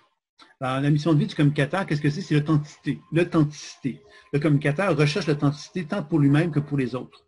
Alors, il faut qu'il soit vrai avec lui, puis il faut qu'il soit vrai avec les autres pour être bien. C'est comme ça qu'on pourrait dire ça comme ça. Donc, il y a vraiment une forme de transparence. Si on regarde la blessure émotionnelle qui vient avec le communicateur, c'est le rejet. Et quand on regarde la société de façon collective, qu'est-ce que ça a généré, le communicateur perturbé? Ça a généré, entre autres, par exemple, la manipulation. La manipulation, par exemple, on vient d'une société qui tolère complètement bien le mensonge. Par exemple, on demande à quelqu'un comment vas-tu, si l'autre personne me dit ça va mal, on va passer en courant parce qu'on ne veut pas entendre cette personne qui va nous dire que ça va mal. Si on regarde la télévision, que quelqu'un veut nous vendre un produit quelconque, le produit quelconque, c'est peut-être de la merde, mais on ne va pas lui dire c'est de la merde, on va lui dire c'est merveilleux, c'est fantastique, c'est extraordinaire. Donc, la notion de mensonge et de communication qui ne recherche pas l'authenticité, elle est devenue un élément fondamental et naturel chez l'être humain. On se ment mutuellement, on se ment soi-même, on ment aux autres. Ce n'est pas un problème, c'est même bien vu. Si vous êtes trop franc et trop honnête, vous allez vous faire dire, mais t'es con, pourquoi tu l'as dit ça, pourquoi tu as été honnête, tu aurais pu ne pas être honnête, puis tu aurais gagné telle chose, telle chose, telle chose. Donc, on va beaucoup valoriser cette notion de malhonnêteté. Là, je reviens vers toi, Durand, parce que là, c'était une petite introduction générale envers tout ça. Mais moi, ce que je sens de toi, c'est que, tu vois, il y a toute la notion de transparence dont j'ai parlé. La transparence, qu'est-ce que c'est? C'est être transparent avec moi-même et transparent avec les autres. Être capable d'assumer que moi, il y a des choses en moi que j'ai, par exemple, j'ai des envies, j'ai des besoins, j'ai des désirs, et être capable de les assumer devant quelqu'un d'autre. Et ça, c'est la position de verticalité qui fait que je suis capable de les assumer. Ça veut donc dire que je suis capable de soutenir ma vérité. Ma vérité, c'est qui je suis. Moi, je suis un être de lumière. Je mérite à quelque part de dire qui je suis. Je n'ai pas à me cacher, je n'ai pas à me dissimuler. Pourquoi on peut avoir peur ou avoir des hésitations à exprimer qui on est? C'est parce que justement, on a des fois l'impression d'être petit, petit par rapport aux autres. On a l'impression de ne pas être à la hauteur. On a l'impression d'être moins bien qu'eux. On a l'impression quelque part qu'on mérite moins le droit de prendre la place que d'autres pourraient prendre naturellement. Alors, tout ça, finalement, vont faire qu'on va devenir, et j'exagère avec les termes que je vais utiliser, mais un peu comme soumis. Le soumis, c'est effectivement quelqu'un qui ne se donne pas la permission de reconnaître sa grandeur, de reconnaître sa valeur, de reconnaître sa richesse, et qui se retrouve dans une position où il est constamment dans une forme d'oppression avec lui-même. Et c'est ça un petit peu que je te dirais. Je ne sais pas ce que tu en penses durant de ça. Peut-être que tu aurais le micro ou tu vas me parler par le chat. Attends, juste ouvrir le micro. Ben, je vais être capable. Qu'est-ce que tu as à me dire par rapport à ça? Excuse-moi, je ne vais pas te mettre... Peux-tu ouvrir ton micro? Je n'arrive pas à le faire moi-même. Ah. Oui, je t'entends, oui. Oui, non, c'est tout à fait ça. C'est bien au niveau du ventre. C'est une situation complexe, effectivement, au niveau personnel et ça percute complètement parce que tous les gens que je rencontre mettent ça en évidence actuellement. Donc, et c'est ce qui est difficile, oui, pour moi, que ce soit dans la communication ou de prendre ma place, dans tout domaine, peut-être, même, je dirais. Oui. OK. Et c'est ça, tu vois, la notion de mission de vie, qu'est-ce qu'elle nous confronte, en fin de compte, de voir, c'est que la mission de vie, finalement, qu'est-ce qu'elle nous met en contact? C'est que si on interagit toi, avec la dépression puis les soins, je vais juste faire un petit peu bouger l'énergie dans ton corps, puis on va voir un petit peu l'orientation que ça pourrait prendre. Je vais juste te fermer ton micro nouveau parce que ça fait un petit peu de bruit. Pardon. Ouais. C'est peut-être le fermer, je ne sais pas. Voilà, je le ferme. Ok, je le ferme. C'est bon. OK, j'ai fermé. OK, alors quand on fait bouger maintenant donc l'énergie pour essayer de voir un petit peu comment ça rétablit, tu vois, il y a deux mouvements que je vois chez toi. Le premier mouvement, c'est que quand on essaie d'interagir pour équilibrer, le mouvement qui part vers le haut est un mouvement qui est beaucoup trop haut. Ça monte trop haut. Et pour moi, ce que ça veut dire quand ça monte trop comme ça, c'est un peu comme quelqu'un qui perd ses pieds. Et quand on perd ses pieds, on veut trop, à quelque part, s'expliquer. S'expliquer, c'est un peu comme être cérébral. On pourrait discuter cérébralement parlant avec quelqu'un et on tombe dans des croyances, on tombe dans des valeurs, on tombe dans des trucs, mais on n'est pas connecté avec ce qu'on pourrait appeler ça comme ceci. Moi, je suis ça. Tu vois, parce que je pourrais discuter avec quelqu'un, de dire, par exemple, moi, je ne suis pas d'accord avec toi là-dessus. L'autre personne pourrait te répondre, moi, je suis d'accord avec ça pour telle raison. Puis il y a une discussion qui se ferait cérébralement parlant. Maintenant, intellectuellement parlant. Maintenant, si on ramène ça au niveau de notre ressenti, moi, je peux dire, regarde, je comprends ton point de vue, mais moi, ce que je ressens au fond de moi-même, c'est que j'ai un besoin de douceur. j'ai besoin de féminité, j'ai besoin de tranquillité, j'ai besoin quelque part qu'on prenne soin de moi, j'ai besoin de tout ça. Je comprends quelque part que pour toi, c'est difficile de faire ça parce que dans ton éducation, on t'a enseigné des choses différentes. Mais pour moi, c'est super important. Et si tu veux quelque part qu'on puisse se côtoyer, ben moi, ça me paraît important que tu sois en mesure d'entendre ce besoin-là qui est en moi. Là, c'est un exemple que je donne à ça pour faire comprendre quelque chose, c'est que discuter intellectuellement parlant, c'est je veux avoir raison sur l'autre. Et ça, cette façon de fonctionner-là, elle ne donne vraiment pas de bons résultats parce que c'est un rapport de force. Ce rapport de force-là fait qu'un va gagner sur l'autre inévitablement. Alors que quand je me retrouve dans une position de plus grande stabilité en moi, je reconnais quelque part qui je suis et je reconnais ce que l'autre est. Donc, je lui dis, regarde, moi, je veux bien partager quelque chose avec toi, mais pour partager quelque chose avec toi, il faut qu'on soit capable de se mettre d'accord sur l'idée qu'on ne va pas essayer de contrôler l'un ou l'autre, mais on va pouvoir partager avec l'un et l'autre. Et c'est ça que moi, j'ai envie d'avoir avec toi, une relation de partage. Je ne sais pas comment tu reçois ça, Durand. Tu me suis? Oui? Parce que je ne t'entends pas.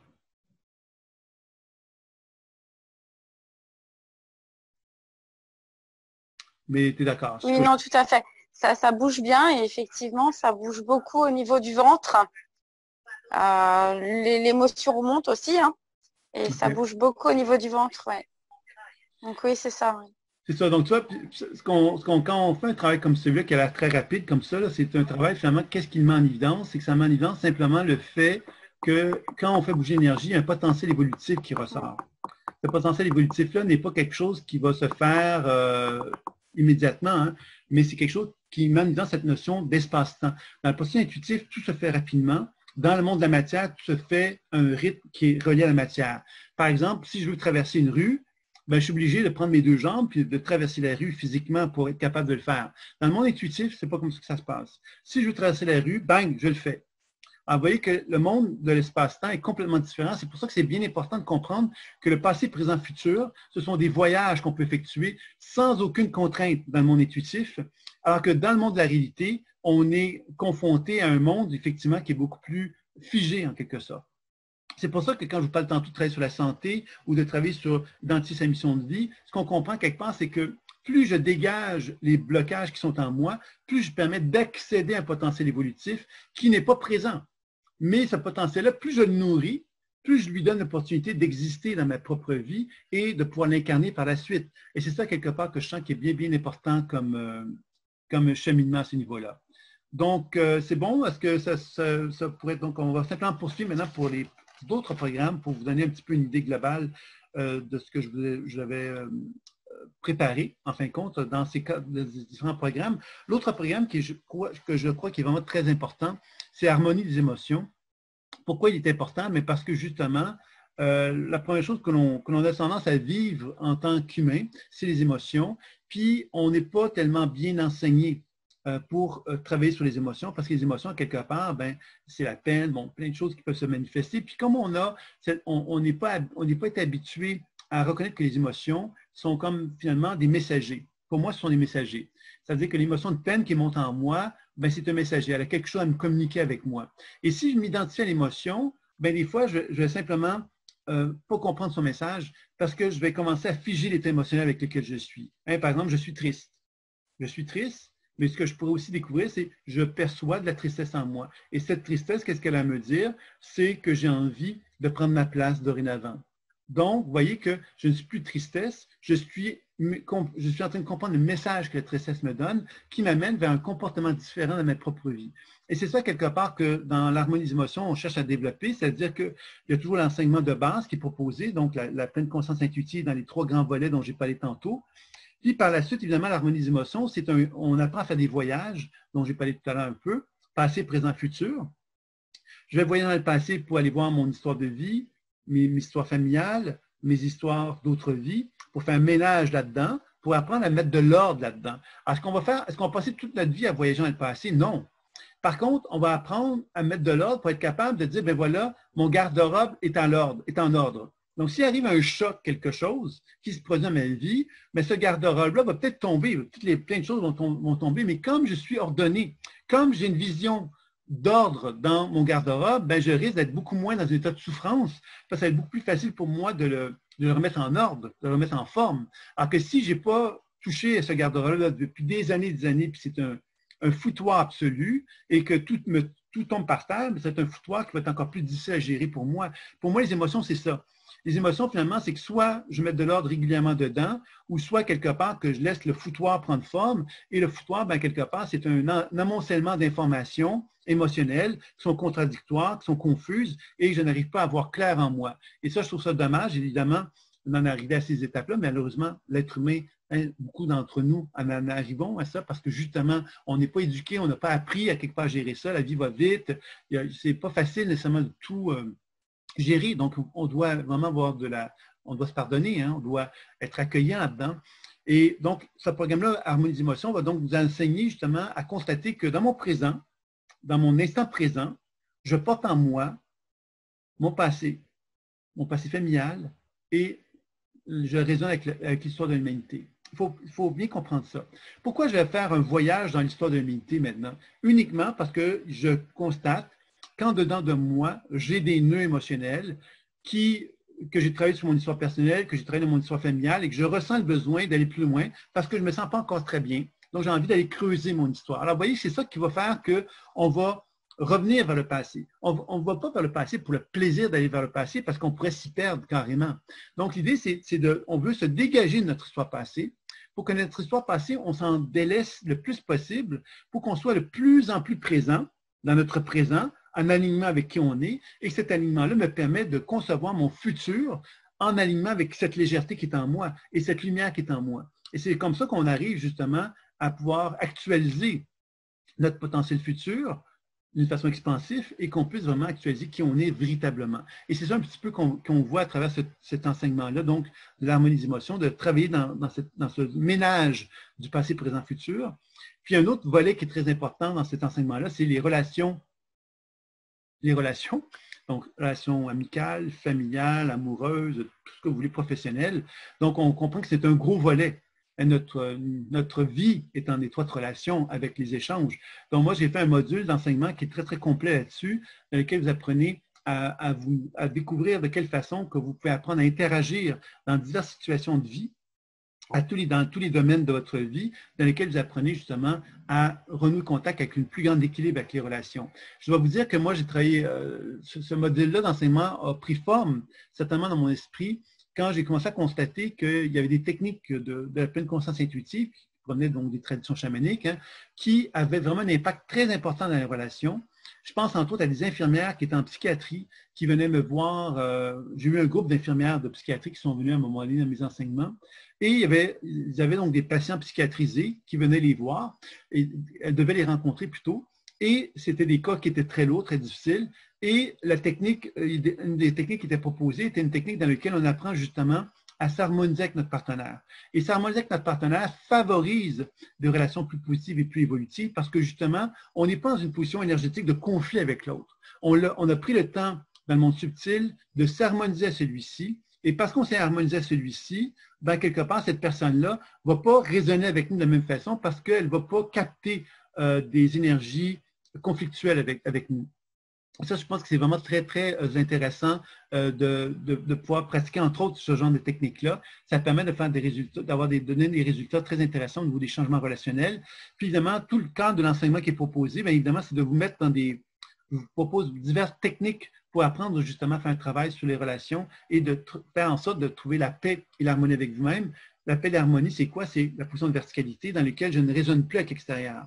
Les conflits, qu'est-ce que c'est? C'est moi avec l'autre personne et moi, je lui projette plein de choses. Et lui, qu'est-ce qu'il fait? Il projette plein de choses. Ça fait une situation où on n'est plus dans nos souliers, on est en conflit l'un avec l'autre parce qu'on n'est pas dans une position de réceptivité envers soi, on est dans une position de réactivité envers l'autre. La position idéale, c'est deux êtres humains qui se rencontrent et qui sont capables de partager une zone commune. La zone commune, c'est quoi? C'est les pouces qui se touchent. Cette zone commune-là n'est pas obligatoire. Si nous avons accepté tous les deux que nous ayons une zone commune à partager, c'est parce que nous avons accepté que cette zone commune-là est acceptable pour l'un et pour l'autre. On est dans une position où on n'est pas en réaction envers l'autre, on est dans une position où on arrive à une forme d'accord avec l'autre. Et cet accord-là, bien évidemment, fait que cette zone de partage va pouvoir prendre forme.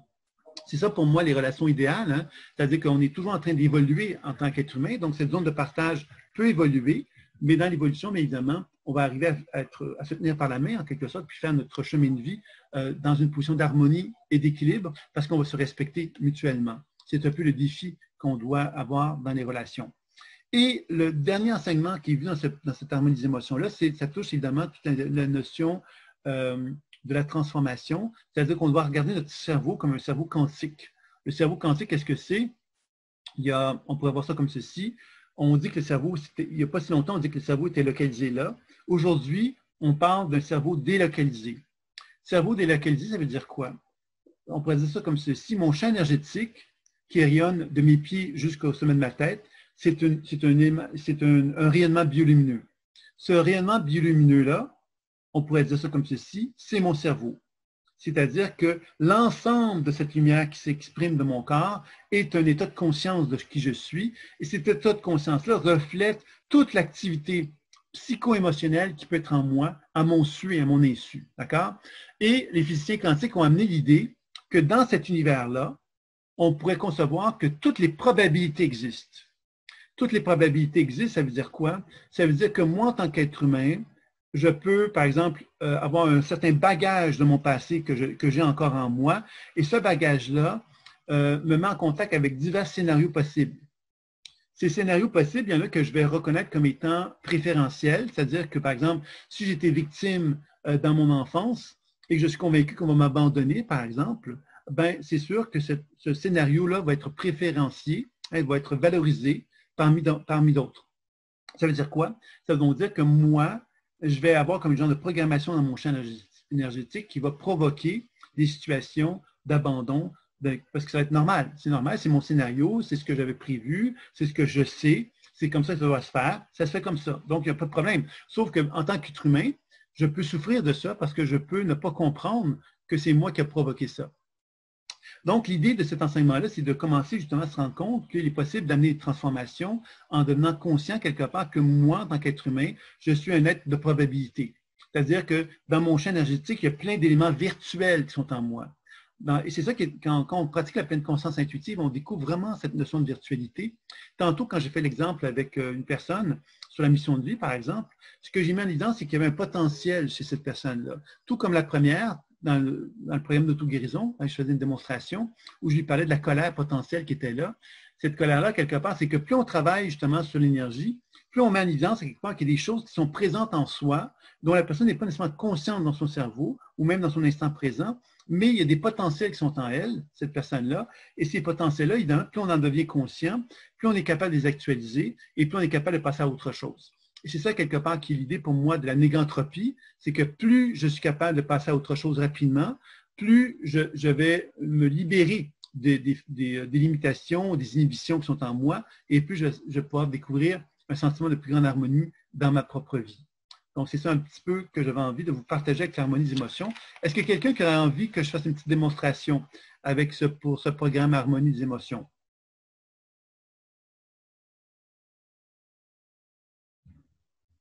Donc, simplement me dire que vous avez le désir de le faire, puis on va regarder.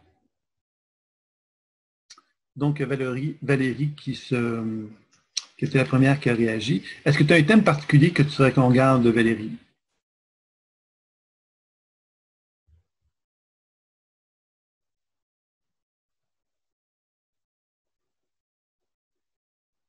Non. OK. Donc, je vais simplement laisser venir qu'est-ce qui me vient à ce niveau-là.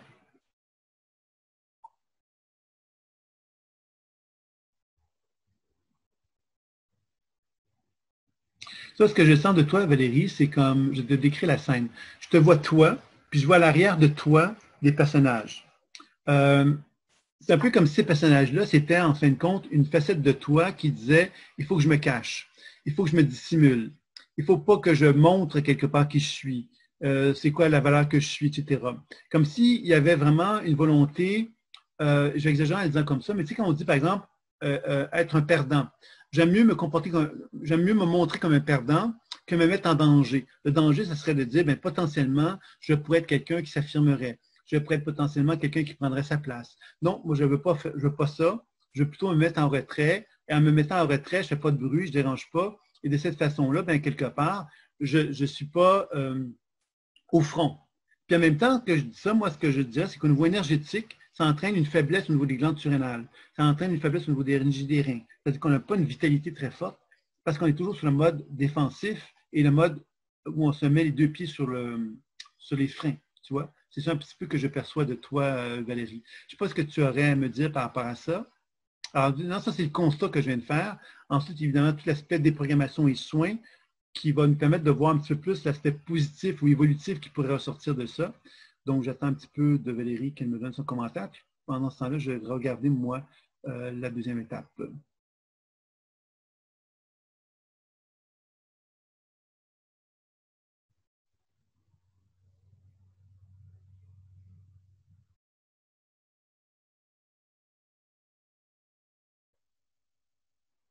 Ben oui, je suis tranquille à l'arrière-plan.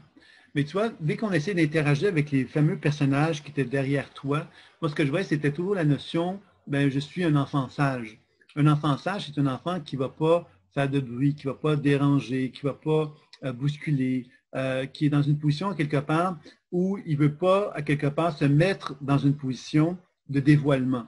Parce que dévoilement, ça veut dire quoi? C'est que l'enfant dévoile sa lumière. Un enfant sage, c'est un enfant qui ne dévoile rien, il ne montre rien, il est juste sage.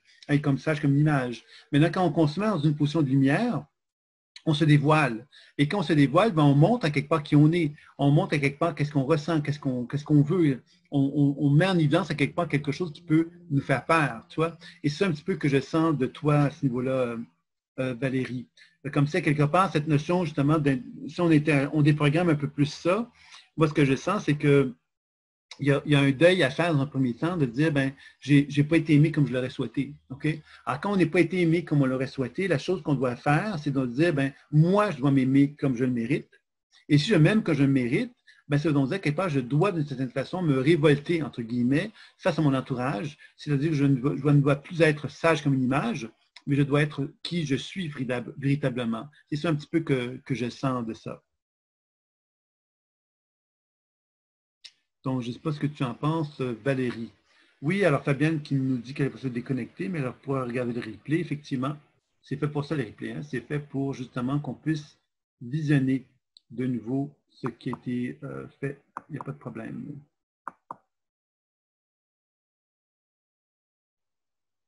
Donc, Valérie, si tu veux nous donner ton petit commentaire.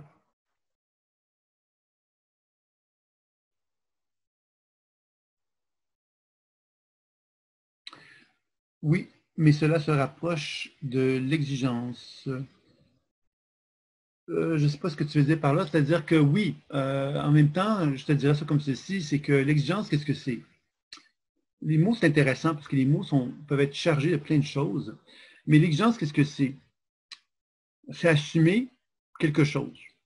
Assumer, par exemple, l'exigence, ça veut dire quoi? Ben moi, je reconnais en moi qu'il y a une force en moi qui a envie de ne plus être soumis à mon entourage et le fait que je n'ai plus envie de me soumettre à mon entourage me met dans une position où je pourrais paraître exigeante. Pourquoi je vais paraître exigeante? Parce que je vais devoir, comme ça fait longtemps que je suis soumis avec mon entourage, je vais devoir lui dire, écoutez les amis, je suis responsable d'avoir été soumise pendant X temps avec vous, j'en suis responsable, mais aujourd'hui, je me rends compte que ça ne me convient plus. Donc, dorénavant, je vais devoir effectivement me comporter différemment avec vous. Et cela pourrait vous amener à croire que je suis exigeante. Sachez simplement que je suis obligé aujourd'hui de me respecter. Puis parce que j'ai envie de me respecter, ben, je vais devoir justement mentionner des choses que je ne veux plus et mentionner des choses que je veux. Et sans doute que pour vous, ça pourrait paraître être l'exigence, mais soyez avertis que je ne veux pas vous reprocher quoi que ce soit ou vous nuire. Je veux simplement reconnaître qui je suis. Et parce que je reconnais qui je suis, ben, je me donne l'opportunité maintenant de prendre ma place. Et cette place-là que je prends, ben, quelque part, va se manifester de telle façon, plutôt que de telle ancienne façon que j'avais à agir. Donc, il y a des chances à ce moment-là que les gens soient capables de nous accueillir parce qu'ils comprennent effectivement qu'on est en train d'évoluer et que l'évolution, bien évidemment, entraîne des comportements différents. Le fait qu'on n'est pas en train de réagir envers l'autre, mais qu'on est en train de lui faire comprendre quelque part qu'on est en train d'évoluer et de changer en accord avec soi, ça risque d'amener une relation beaucoup plus constructive à prendre forme dans notre entourage. Ça vaut certainement la peine que tu essayes ça, Valérie, de toute façon. C'est ce que je te conseillerais. Ça va? Donc, si tu veux me faire un petit commentaire pour conclure, ben, tu es la bienvenue. Voilà, mais cela, être authentique avec les autres en mettant des gants pour garder la relation. Ben oui, effectivement.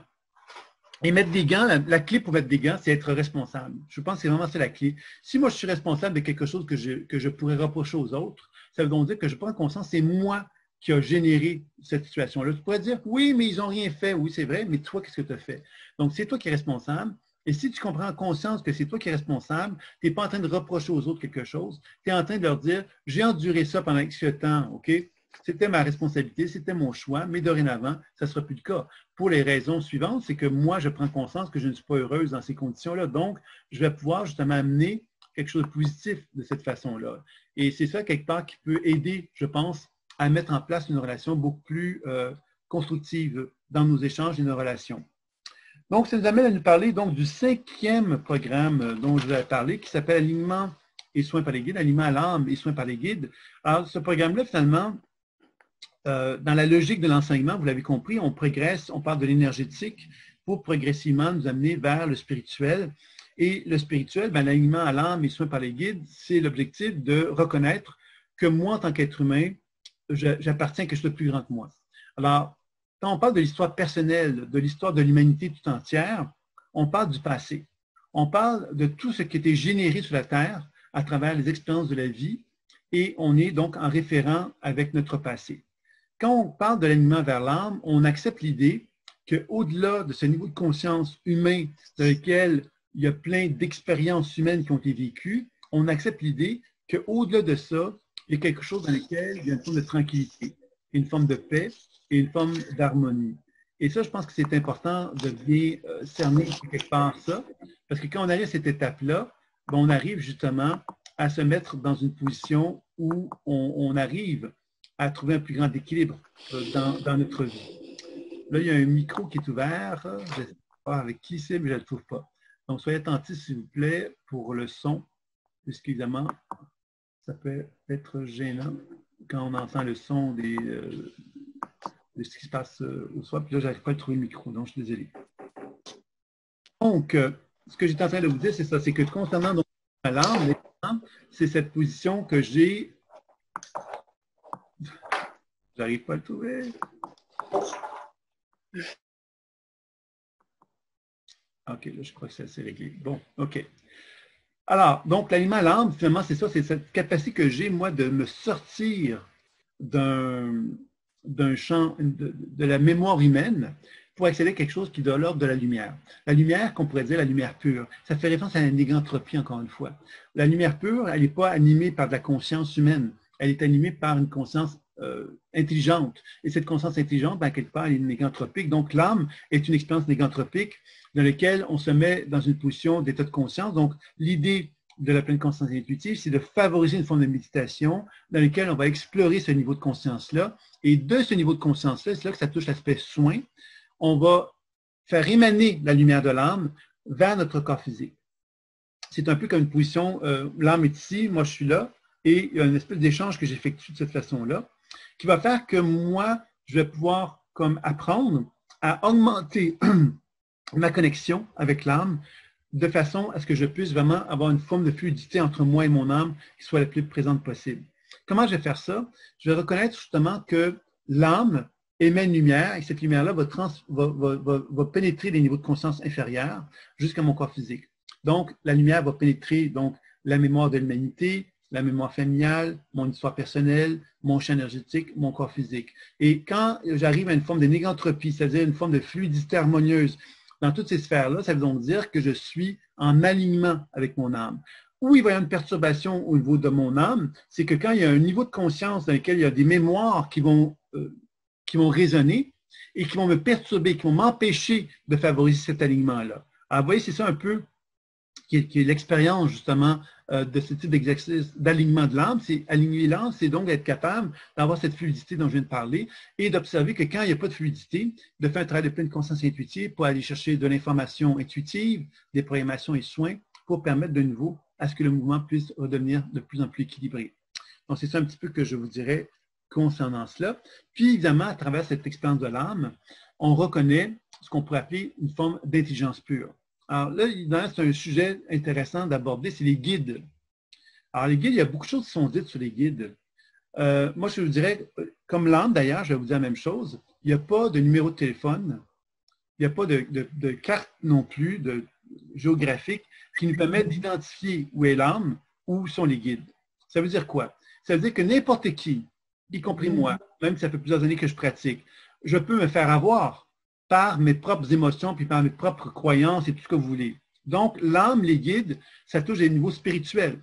Des niveaux spirituels qui ne dépassent le connu, qui ne dépassent ce que nous, on connaît en tant qu'être humain.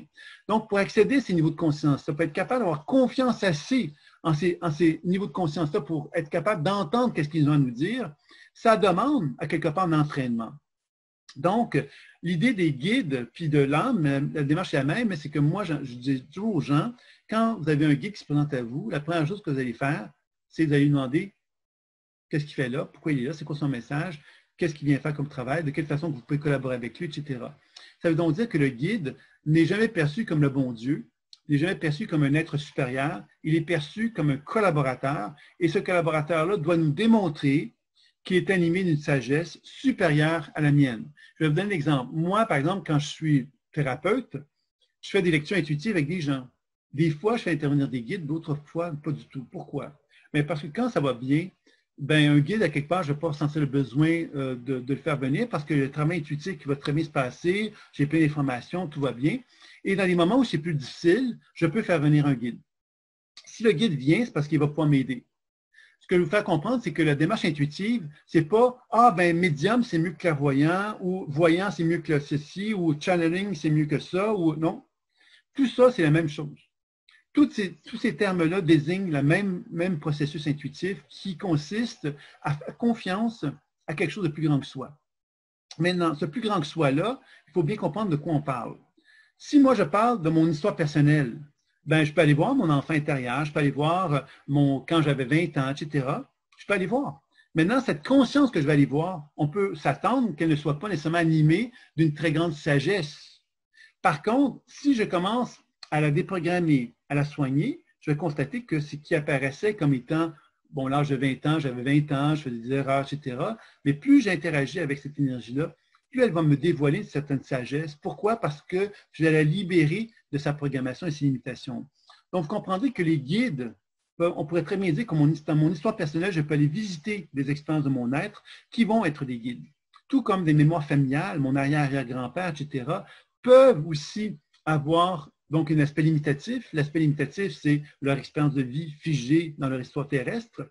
Et évidemment, plus je les déprogramme, plus je leur permets justement de constater qu'il y a des potentiels évolutifs qui sont en eux, et ces potentiels évolutifs vont devenir sages et ils vont pouvoir m'enseigner des choses. Tout comme les mémoires d'autres vies, je peux aller voir par exemple une expérience horrible qui s'est passée dans un truc catastrophique, mais en quelque part, parce que je peux déprogrammer et soigner, je peux constater que cette mémoire-là, qui est vraiment horrible, elle peut être animée par un messager, un message qui me fait avancer, progresser, cheminer. Donc, on comprend ici que quelle que soit l'expression qui se présente à moi, elle a un potentiel évolutif. Quand je travaille avec un guide, logiquement, ce guide-là devrait avoir une capacité de me rendre plus intelligent, devrait être capable de m'amener plus loin. Je vous parle de ça parce que je sais que en médiumnité, il y a des croyances. Un guide, ben oui, j'ai rencontré un guide, oui, mais ce guide-là, c'est si ta communication n'est pas bonne, c'est un peu comme un poste de télévision. Moi, je suis en train d'écouter la télévision présentement, je suis en train de connecter avec l'Internet, mais quelque part, si je n'ai pas une bonne connexion, je vais avoir une mauvaise connexion, je ne vais pas avoir la capacité d'avoir une bonne image, je ne vais pas avoir l'information qui va circuler, je ne vais pas être capable de visionner quelque chose. C'est exactement la même chose avec un guide. Si je communique avec un guide, mais que je n'ai pas une bonne communication avec lui, je n'ai pas une bonne connexion avec lui, qu'est-ce qu'il va me dire? Il ne va pas me dire grand-chose. Il ne va pas être capable de me transmettre beaucoup d'informations. Pourquoi? Bien parce qu'il n'y aura pas une bonne liaison entre moi et lui. Donc, toute la démarche intuitive avec les guides, c'est d'apprendre vraiment à nous mettre, à vraiment questionner le guide pour être en mesure de pouvoir justement vérifier la pertinence de ce qu'il a et le rôle qu'il a joué pour nous. Parce que s'il n'y a pas de rôle intéressant pour nous, ben, on n'est pas intéressé à travailler avec lui. Alors, vous comprenez que c'est toute la démarche qu'on va chercher à faire avec les guides qui vont se bâtir à ce sujet-là. Donc, l'enseignement qui va être proposé, bon, vous l'avez compris, un module sur l'alignement de l'âme qui va être effectué, puis ensuite un module qui va être proposé pour travailler avec les guides pour justement faire la déprogrammation. Et c'est là qu'on va aborder aussi le thème du passeur d'âme. Passeur d'âme, qu'est-ce que ça veut dire?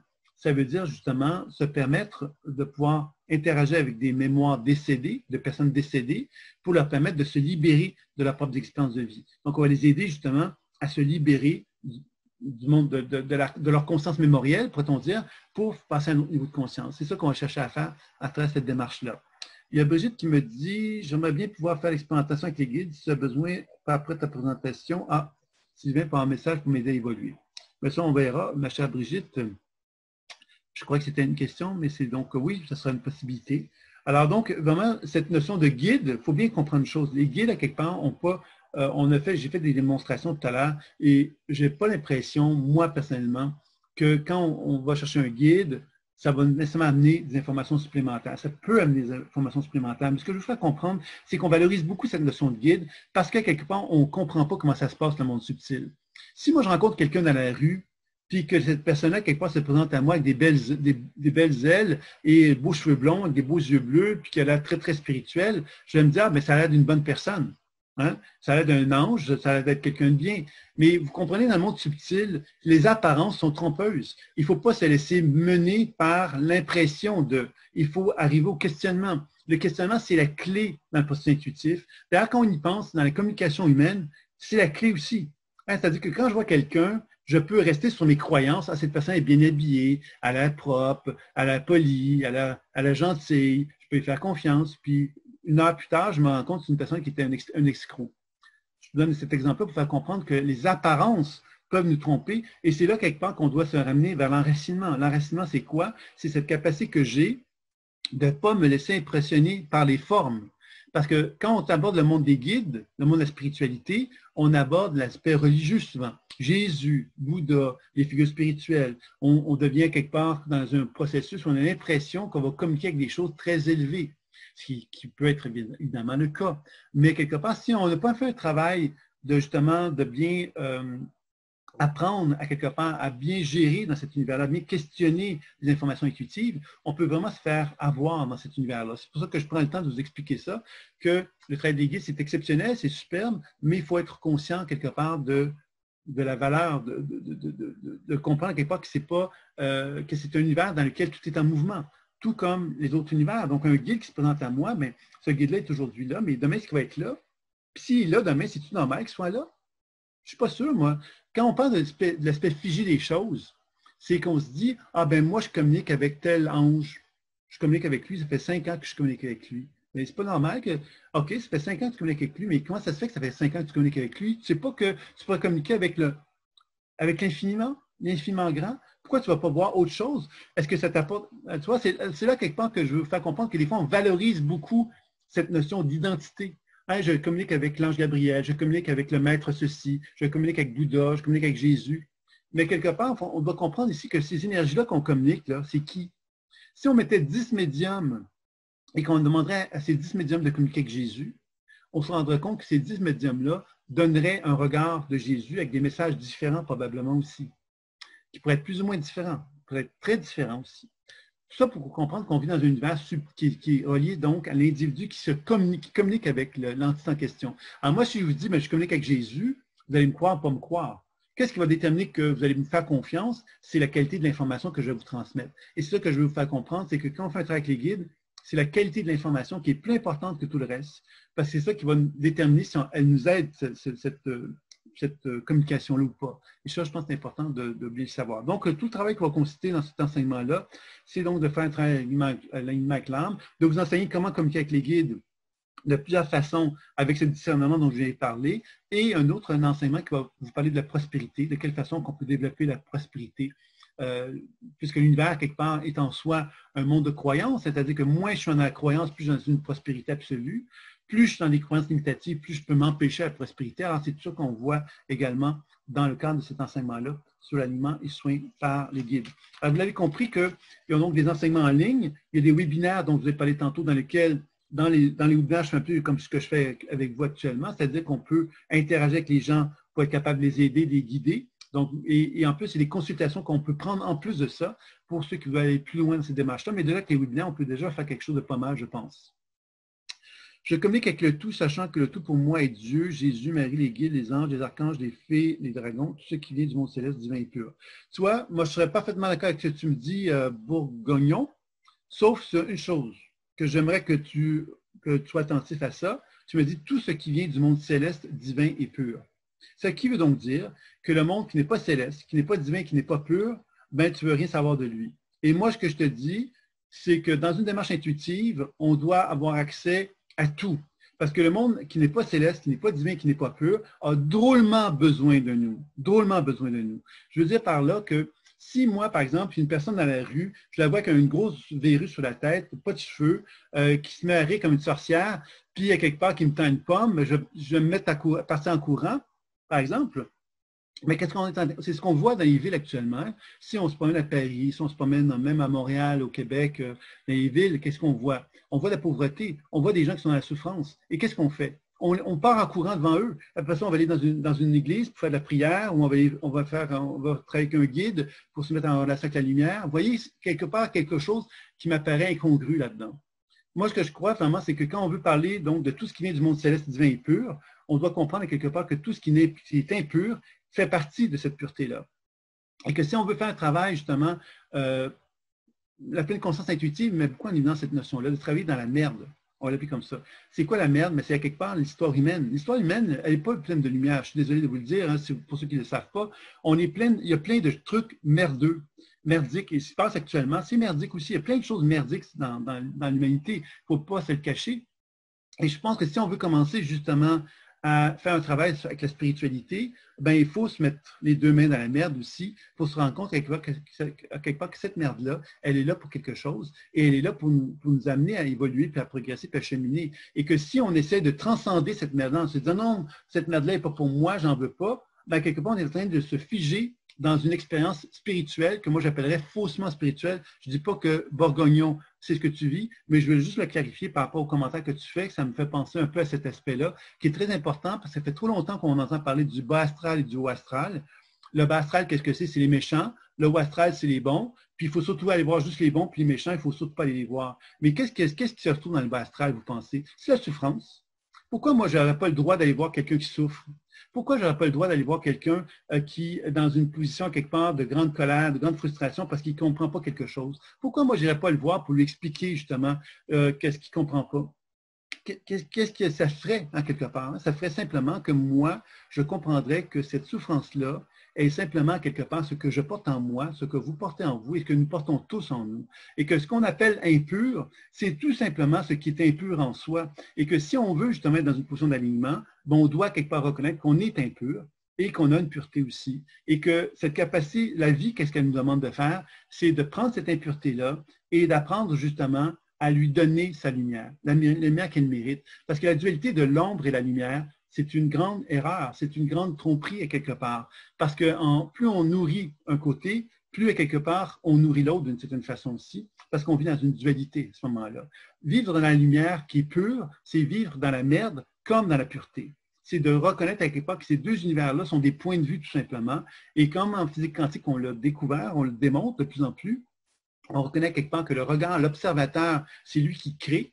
Alors, je pense que si on comprend ça, on doit justement poser un regard sur la souffrance dans l'humanité et de commencer justement à poser un regard qui soit plus humain envers cela et de comprendre à quelque part que la lumière, elle se trouve dans la pire des petites choses, là. La pire merde, là, quelque part, elle est lumineuse. Et cette lumière-là, elle mérite à quelque part qu'on l'accorde. C'est intéressant le commentaire que tu as amené, Bourgognon, parce que ça touche toute la notion des guides. Les guides, on a l'impression quelque part qu'il faut qu'ils soient célestes, qu'ils soient divins, qu'ils soient purs. C'est pas vrai. Un guide peut se présenter à nous d'une façon complètement difforme. Et pourquoi il va le faire? Il va le faire parce qu'il veut vouloir briser une forme. Une forme, ça veut dire quoi? Ça veut dire que si moi je suis convaincu qu'un guide va être d'une telle façon, ben quelque part, un guide pourrait se présenter à moi d'une façon complètement différente, pas pour me dire qu'il est malhonnête puis il est méchant, simplement pour me dire, Sylvain, je veux t'amener à faire un travail sur toi pour te libérer de certaines croyances qui sont en toi. Je me rappelle d'une étudiante qui était convaincue qu'un guide allait être extraordinaire, merveilleux, lumineux, les belles ailes, les beaux cheveux blonds et tout ça. Et puis, quand elle commençait à travailler sur le guide en question, elle s'est retrouvée avec un guide qui était complètement, qui était un clown. Il était très gros, très rond, il se présentait comme un clown, il faisait juste des blagues, etc. Et là, elle commençait à poser des questions parce qu'elle se posait la question qu'est-ce qu'il faisait là. Et le guide a commencé à lui expliquer quelque part qu'il était comme ça parce que justement, il voulait la faire certains cheminements pour la sortir des croyances, des concepts qui la limitaient en fin de compte par rapport à cette capacité d'expérimenter un travail avec les guides. Alors, je pense que c'est important de comprendre ça. L'autre aspect important que ça m'amène comme réflexion, c'est les entités. Moi, j'étais formé avec un guérisseur qui travaillait beaucoup avec les entités, on exorcisait, etc. J'ai moi-même donc exorcisé, puis j'ai eu la chance de travailler beaucoup de gens à ce niveau-là. Puis c'est une autre affaire, ça aussi. Les bons et les méchants, les entités mauvaises. C'est quoi une entité? Pourquoi moi, j'étais malchanceux, j'ai une entité qui m'est tombée dessus. Je suis vraiment malchanceux. Hein? J'étais en train de marcher, puis bang, une entité s'est mise à me prendre possession de mon être. Il faut comprendre à quelque part que ça touche la maladie, encore une fois, cette irresponsabilité. On est en résonance avec le monde subtil. Cette résonance-là, pourquoi on va finalement se sentir possédé? Tout simplement parce que moi, j'ai une énergie qui est en moi que j'ai rejetée plus fortement que d'autres êtres humains ont fait, et que cette énergie que j'ai rejetée plus fortement, ben, quelque part, elle va résonner avec une mémoire quelque part qui va être similaire à la mienne, une mémoire de tristesse, par exemple. Et cette mémoire de tristesse-là, qu'est-ce qu'elle va faire? Ben, comme j'ai beaucoup, beaucoup rejeté cette énergie-là, ben, l'émotion de tristesse va incarner quelque part cette énergie que j'ai rejetée. Puis moi, je vais me sentir en conflit avec elle. Je vais me sentir, mais non, c'est pas moi, c'est pas moi, c'est la tristesse, j'en veux pas, là. Mais maintenant, qu'est-ce que cette énergie-là est en train de faire avec moi? Elle est en train de me dire, Sylvain, la tristesse, là, si elle est là, c'est parce qu'il y a une partie de cette tristesse-là qui t'appartient. Il va falloir que tu fasses la paix avec elle, que tu t'harmonises. Et c'est ça souvent la possession. La possession, quelque part, c'est des expériences émotionnelles très fortes que des gens ont rejetées, ont refusées, pour toutes sortes de raisons qui sont tout à fait compréhensibles, hein, et que finalement, c'est le fait qu'ils ont rejeté fortement ça, ils vont attirer à eux des mémoires qui ont la même charge émotionnelle que la leur. Donc, imaginez que vous avez rejeté quelque chose de très puissant qui est en vous, une expérience vraiment horrible que vous ne l'avez jamais pu revoir de votre vie, que vous n'avez pu expérimenter de votre vie, et là, vous la rejetez. Vous dites, ben là, voilà, j'ai la paix, hein, on peut passer à autre chose. Mais non, la loi d'attraction, qu'est-ce qu'elle va faire? C'est qu'on va résonner avec quelque chose qui est aussi fort que ce qu'on a rejeté là. Et si ça fait ça, ça va faire quoi? Ça va faire bang!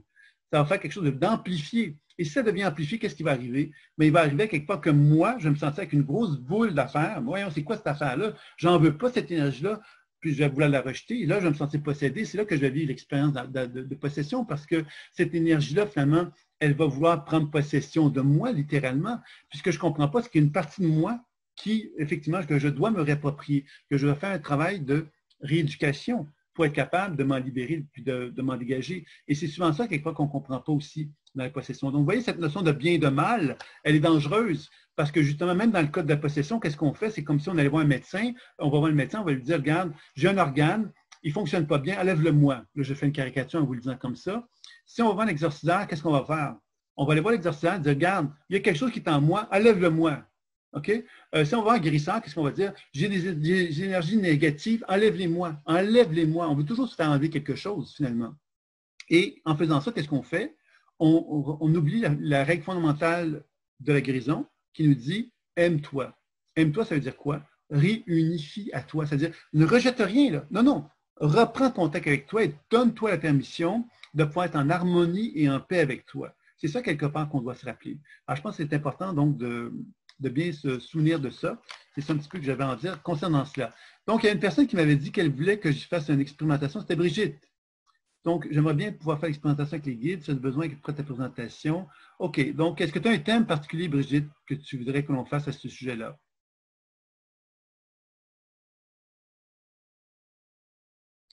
Si tu me donner une information à ce sujet-là. Sinon, ben, relation. Mm-hmm.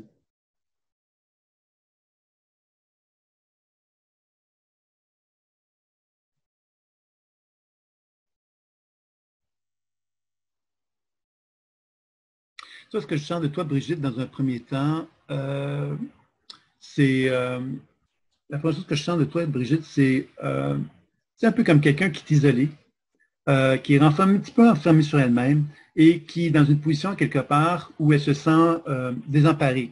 Désemparée parce qu'à quelque part, elle sent qu'à l'intérieur d'elle-même, il y a quelque chose qui est en train d'évoluer, qui voudrait s'exprimer, qui voudrait sortir, qui voudrait s'assumer aussi, mais en même temps, on n'en est pas encore tout à fait sûr de vouloir le faire. Donc, on reste dans une position que moi, je dirais un peu de, quand on dit vogue au vent, je me laisse aller voguer, je me laisse voguer parce qu'à quelque part, je ne veux pas prendre possession de mon être, parce que je suis conscient que si je prends possession de mon être, je vais faire des changements tellement importants que j'ai peur que ces changements-là pourraient provoquer des choses autour de moi.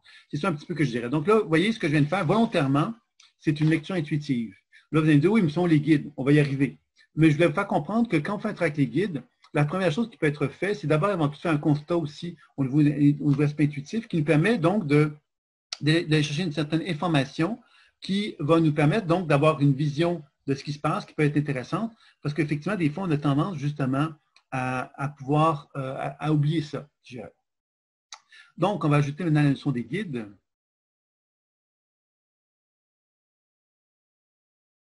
Ça, la première chose que les guides font face à toi, Brigitte, c'est qu'il y en a trois, et les trois, quelque part, semblent se présenter autour de toi. Et ça semble dire clairement qu'ils sont là pour te protéger. Alors, c'est un peu comme ça, on pourrait dire, mais te protéger de quoi, tu vois? C'est comme si les guides, justement, ils disaient silence. Ils disaient silence parce que quelque part, les trois sont là autour de toi, puis c'est comme s'ils voulaient te déplacer. Et il y a quelqu'un qui est à l'extérieur de ce cercle-là, là, qui est une autre personne qui semble parler. Et elle semble parler et elle semble dire des choses qui ne sont pas nécessairement sympathiques. Un peu comme quelqu'un qui est maugré, qui n'est pas content, qui est insatisfait, qui s'attend de ceci, qui s'attend de cela, qui voudrait ceci, qui voudrait cela. Vous voyez, comme une espèce de personne qui chiale, qui est mécontente. Et c'est un peu comme si les guides disaient qu'il va falloir que tu apprennes à le taire. Et le taire, c'est un peu comme si ça faisait référence justement à l'intérieur de toi, à renouer contact avec un silence intérieur. Le silence intérieur, c'est si j'ai quelque chose que je ne suis pas contente, ben, je vais le changer.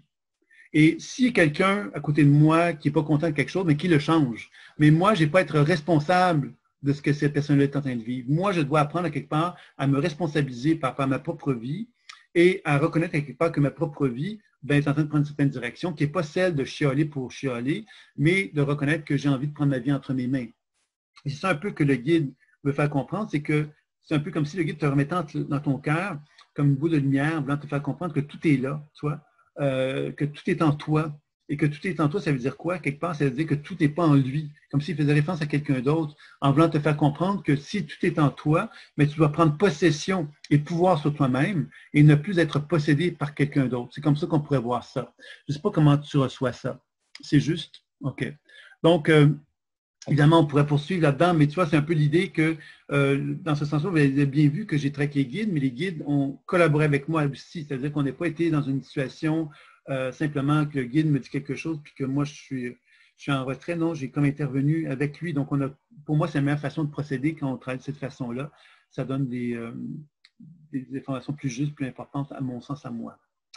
Gisèle qui me disait wow, merci pour les définitions des mots et leur représentation, mais merci, tant mieux si tu apprécies le terme.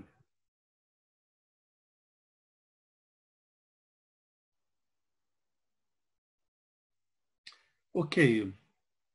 Donc, c'était un peu l'ensemble de ce que j'avais proposé au niveau des programmes qui étaient présents, que je vous avais annoncé en fin de compte. Je vous avais dit qu'on allait peut-être un petit peu voir un petit peu, il y a donc 5 programmes. Donc, le premier programme, c'était donc Autoguérison, il y avait Spirale évolutive des chakras.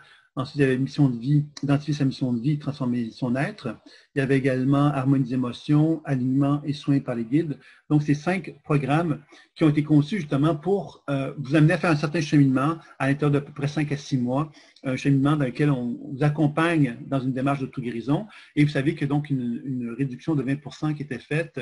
Vous avez dans votre mail, un des mails que je vous envoie envoyer, pas le dernier d'aujourd'hui, mais celui précédent, toute la liste des prix qui est associée donc à ces enseignements-là. Vous avez donc un petit code à mettre dans un... Mais si vous êtes intéressé à vous inscrire, vous pouvez toujours communiquer avec moi si jamais vous avez de la difficulté à le faire par vous-même, par le biais des documents. Mais vous avez jusqu'au 15 août à minuit pour ceux qui sont intéressés. J'ai prolongé le délai à cause que justement les gens me faisaient part de leur demande de précision par rapport au programme qui était présenté. Donc, vous l'avez compris qu'il y a donc 5 à 6 modules d'enseignement en ligne.